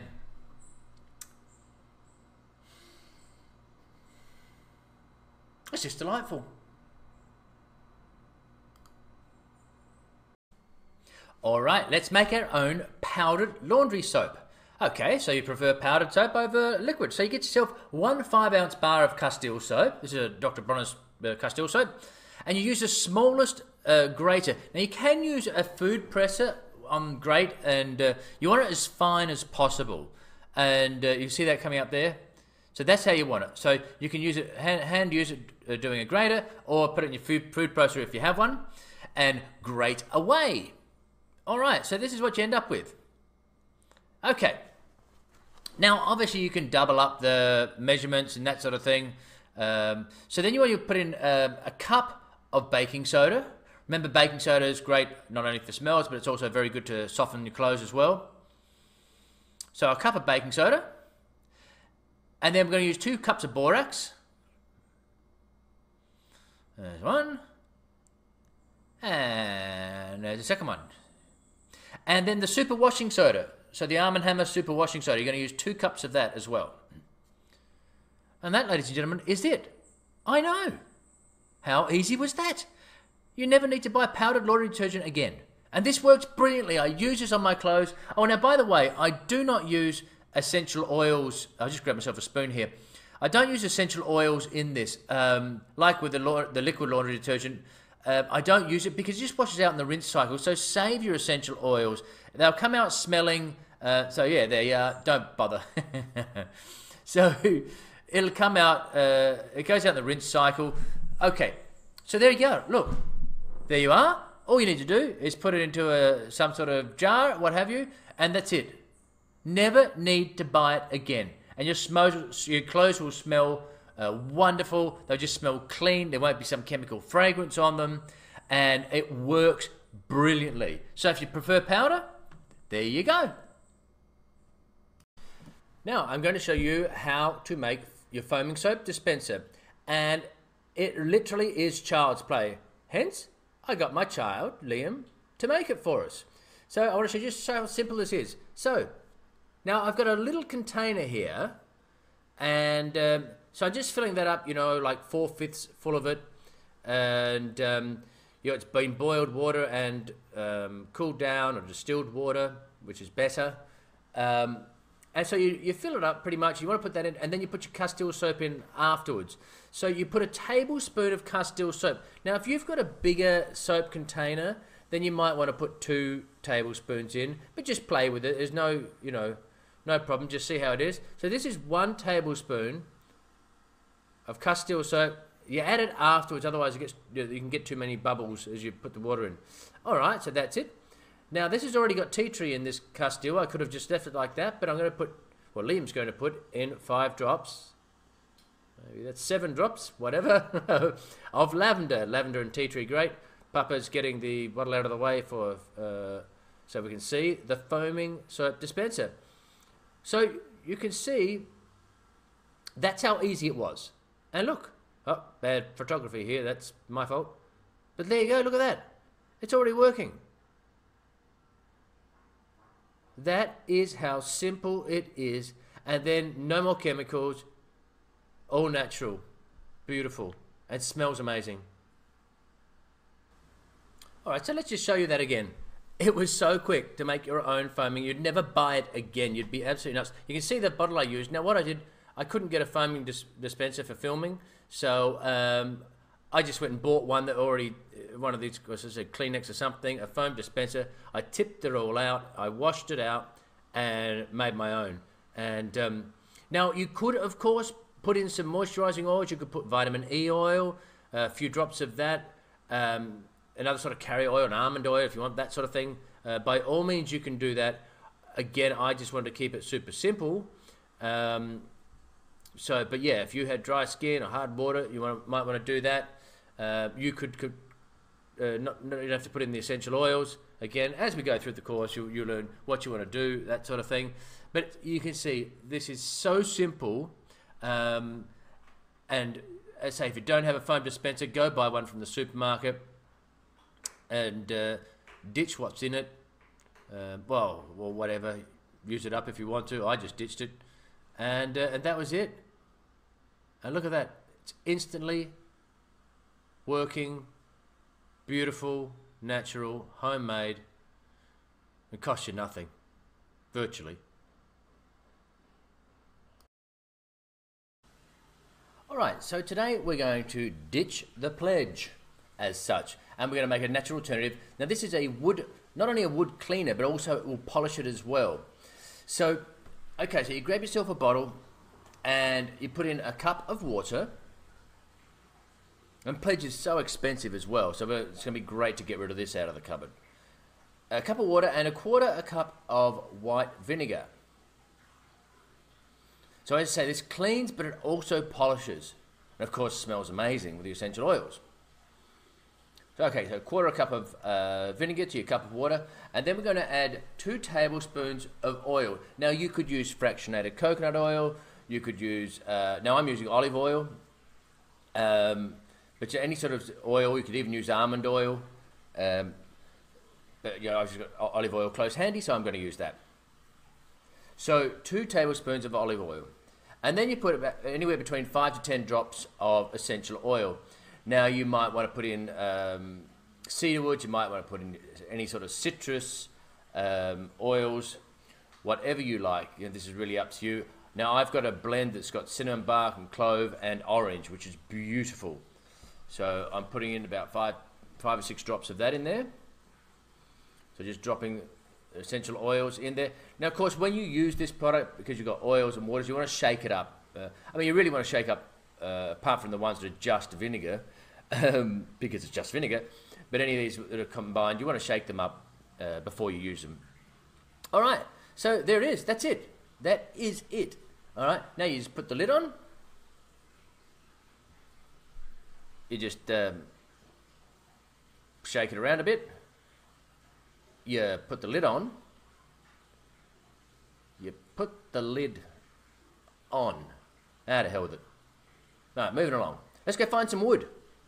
All right, here's my beautiful old bar that I restored. It's a very old antique bar that I found in a yard, and restored it all. And look, spray it on, and it gives a beautiful sheen. It smells fantastic. It's cleaning any dust off it. And it's absolutely wonderful. You can see that. Look at that. Isn't that beautiful? So let's talk about getting a pesticide, so an all-natural pesticide. Now these work brilliantly. So the 3 essential oils that are absolutely the best when it comes to getting rid of fleas, ticks, ants, what have you, all your pests. You got cedarwood is brilliant, peppermint is brilliant, and so is orange. All right. So these are your 3 go-tos. Now, so to make a pesticide, it's really easy. Get yourself a 32-ounce bottle. Okay, and all you need to do, you put in a quarter of a cup, if you want to go completely natural, you can use Castile soap. So you put a quarter of a cup of Castile soap, or, you know, simply you can get some dish soap, whatever you like, whatever you prefer. Quarter of a cup, and then you want to put in the equivalent to about 200 drops. Now, you can divide that equally between peppermint, cedarwood, and orange. You could just do peppermint and orange, or just cedarwood and orange, or whatever you've got, okay? So you want to have, now a teaspoon, just to remind you, a teaspoon's around about 100 drops. So if you want to just put a teaspoon in, but you want to have about 2 teaspoons full in that. And then you just simply fill it up with water, okay? And there you go, shake it up, and away you go. So simple as that. Quarter of a cup of soap, because the soap makes it slippery and it gets under the wings. Now I will say though, you don't, be careful when you're spraying it, because you'll kill the good bugs if you spray it direct. Doesn't matter if you spray it into the plants, but if you spray like a bee directly, then it will harm them. So now the other great thing about these essential oils are they will destroy the pheromone tracks, so they won't know where to go. Orange, interestingly enough, has the main constituent is D-limonene. And what this does is when it gets on their exoskeleton, it basically dissolves the waxy coating, and they die. So is that. Aha! Yeah. So there you go. All natural pesticide, and 32-ounce bottle. Now, obviously, if you don't have a 32-ounce, you have an 8-ounce bottle, then just halve everything. And there you go. So remember, cedarwood, peppermint, and or orange. All right, now you have, I've got a shot glass here that had a price tag on it. You can see it's left, I've taken the price tag, but it's left this sticky adhesive. Now I got to tell you, I tried the scourer with dish soap and all that sort of thing, and it's just, you see, it's still really tacky. It's absolutely horrible, and it looks terrible. So, you know, if I'm going to give someone, well, we're in Mexico, give them a shot of tequila, I got this horrible tackiness, and I just had so much trouble trying to get this off. So look, so now I'm going to show you, it's going to blow your mind how easy this just takes off these adhesive stickers. Now, so you use equal parts, now I'm going to use a tablespoon of baking soda, okay, bicarbonate soda, and coconut oil. And it doesn't have to be organic and that sort of thing, but that's just what I happen to have. So equal parts. So I'm using a tablespoon of each. And I tell you, I cannot tell you how much. I'm just going to wipe the baking soda off there before I put it into the coconut oil. And but this gets it off brilliantly. You will not use anything else but this. This is absolutely the best. So you just mix these two together. Equal parts coconut oil and baking soda. So I'm going to mix them up. You can see that there. And all these sticky adhesive labels that you have. You know, now the best thing is you can tear them off as much as you can, and then but all that stickiness that I've tried to get off, this is the bomb. This absolutely works brilliantly. So you just mix them up into this paste. Again, absolutely dead easy. I mean, I'm just getting the lumps of the baking soda out. So you can store this, you can use this, but I just, with the use of a tablespoon or a teaspoon of each or whatever you want to use, it doesn't matter, you can ditch it after you've used it. So I've got these here, and you just smear it over the sticker.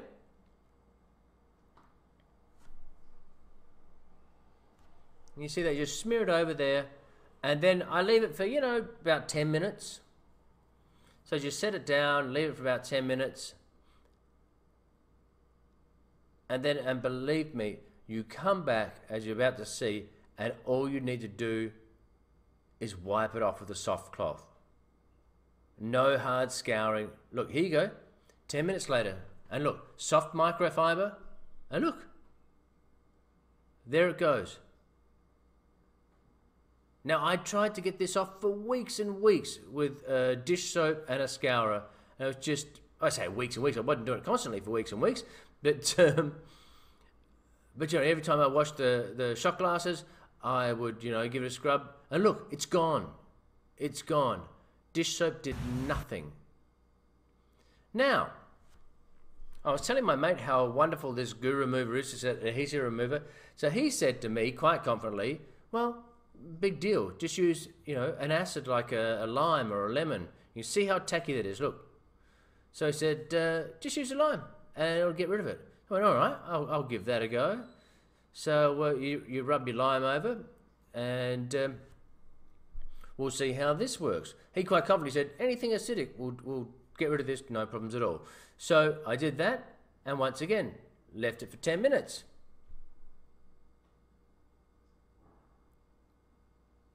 And then I came back to do exactly what I had just done with the coconut oil, baking soda, a soft rub to get rid of the adhesive, and didn't work at all. Absolute rubbish. Rubbish.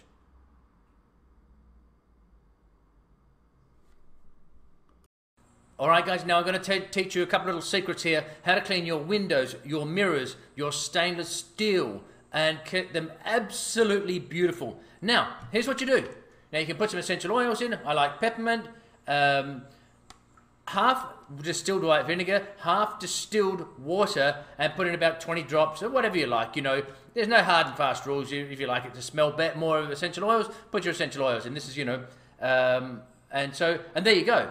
You use that on your windows, on your mirrors, on all of your, like on your fridge here, everything like that, and it will sparkle, I guarantee you. Now, too hard you say, all right, well, you got a half a bottle of vinegar, fill it up the other half with distilled water, and put in some essential oil drops, and away you go. Just use the vinegar bottle as it is, which is exactly what I do. Put a little spray top on the top, and away you go. Now, I'm going to let you in a little secret. It may or may not be a secret, depending on who you are. But, look, if I haven't talked about this through the whole course at all, if you're not using microfiber cloths, I want you to run, do not walk, to go and get some. This is amazing. If you know what microfiber is, and you're using these, and you've got microfiber mops, you're on top of the game. All right? Did you know, and have a look on maybe Amazon, wherever you want to go, there's one of the companies called E-Cloth, and there's another one, name escapes, but they differ in quality. E-Cloth. Now, I want you to listen to this. You use microfiber cloths, and it will get rid of, certainly with the E-Cloths, 99% of the bacteria, it will take it away with just water. I want to repeat that. Water, a damp microfiber cloth, will get rid of 99% of the bacteria. And some of these are so fine that they'll actually get rid of some viruses as well, with just water. Why? Why does this work? I know. Well, the thing is, microfiber are so tiny that they will actually attract dirt and grease. And I did an experiment in another course of mine, how to get grease off with just water with a microfiber cloth.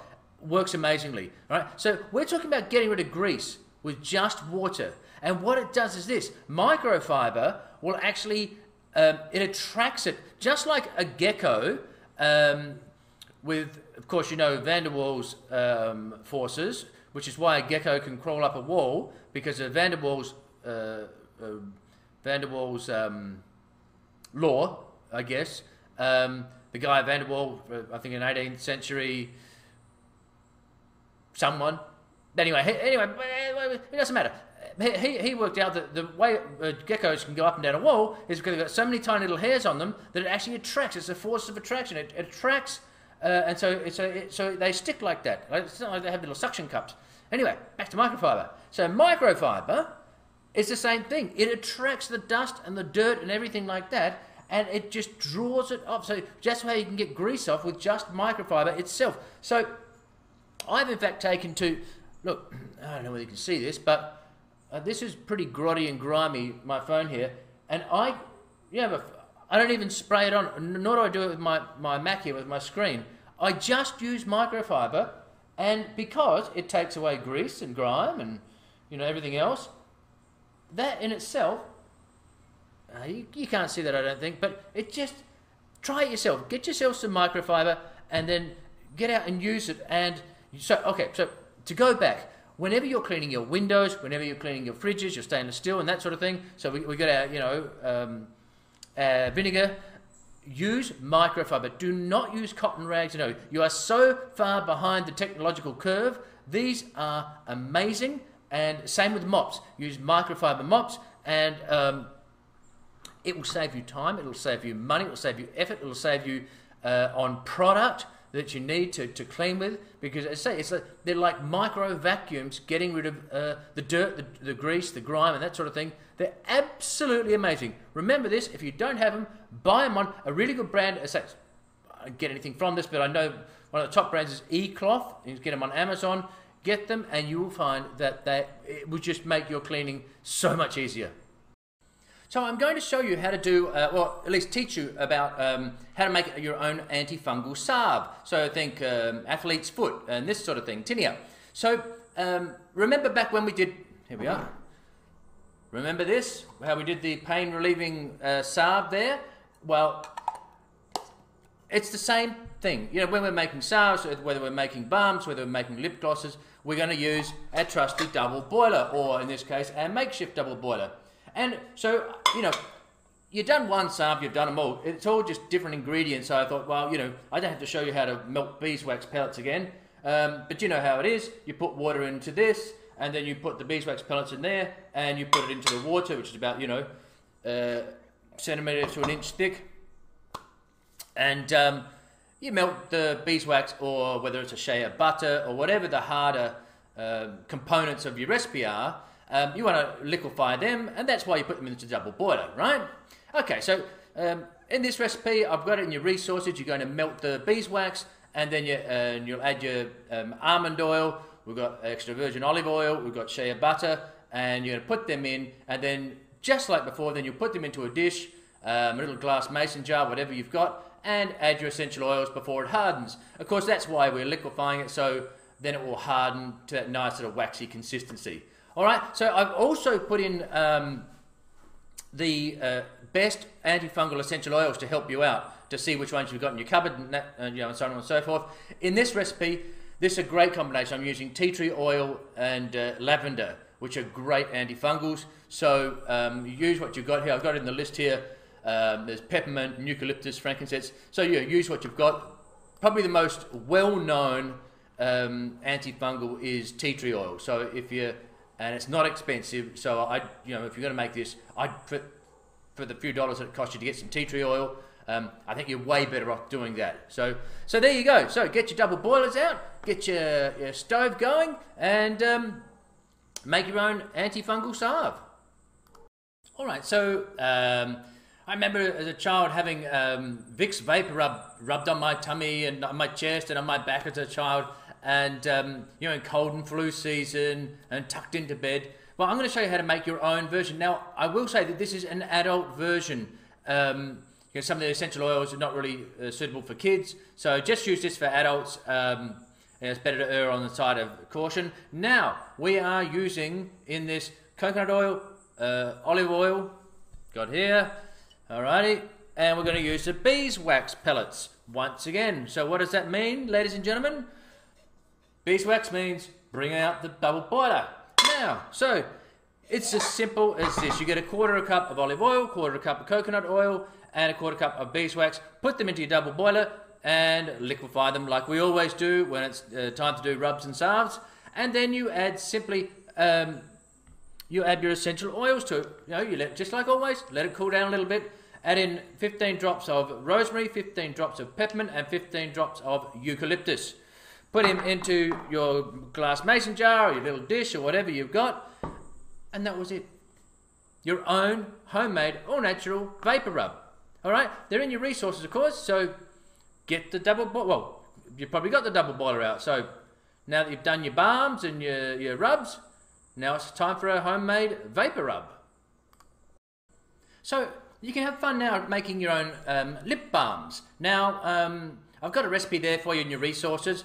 I've kept the resource is pretty easy now. By this stage in the game, you should know, double boiler, melt them down, that sort of thing. But anyway, so you can go onto Amazon and buy the actual chapstick tubes, empty ones, that you could actually put this into and then use it like that.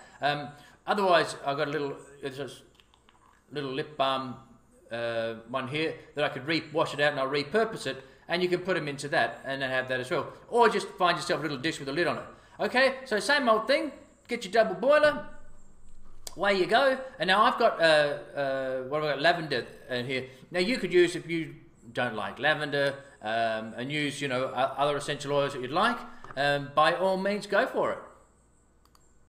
Now, one of my students has just sent me in this wonderful solid perfume using orange essential oil and patchouli, which is an absolutely beautiful combination. So while we're on this, if you've got something that you want to share with me, I'll add it to the course if you want to. If you've got a recipe that you love or a blend of essential oils, I'll add them to the course. So if you want to, please write into me like she's done. Now this, again, you're just going to use your double boiler because that's what the section's all about. And you're going to use here a tablespoon of beeswax, and of course you melt that, and then in your double boiler, and then you add a tablespoon of fractionated coconut oil. Now, for those of you who may have forgotten from way back at the start of the course, fractionated coconut oil is, it doesn't smell like coconuts and stays liquid. It won't go as solid. So, it's quite often abbreviated FCO. So you get your fractionated coconut oil, and then you add in, I think she's got 20 drops of patchouli and 15 drops of orange essential oil. When you put them in, just like before, you put them into a little tin, and then you can just, once it goes hard, just rub it like you would a balm or something, and rub it onto your wrist or your neck, and you've got this amazing orange and patchouli solid perfume. And there we have it. That is the course. I sincerely hope you enjoyed my course. Got a little bit of fireworks going on there. So you've completed the course now. I sincerely thank you for watching my course.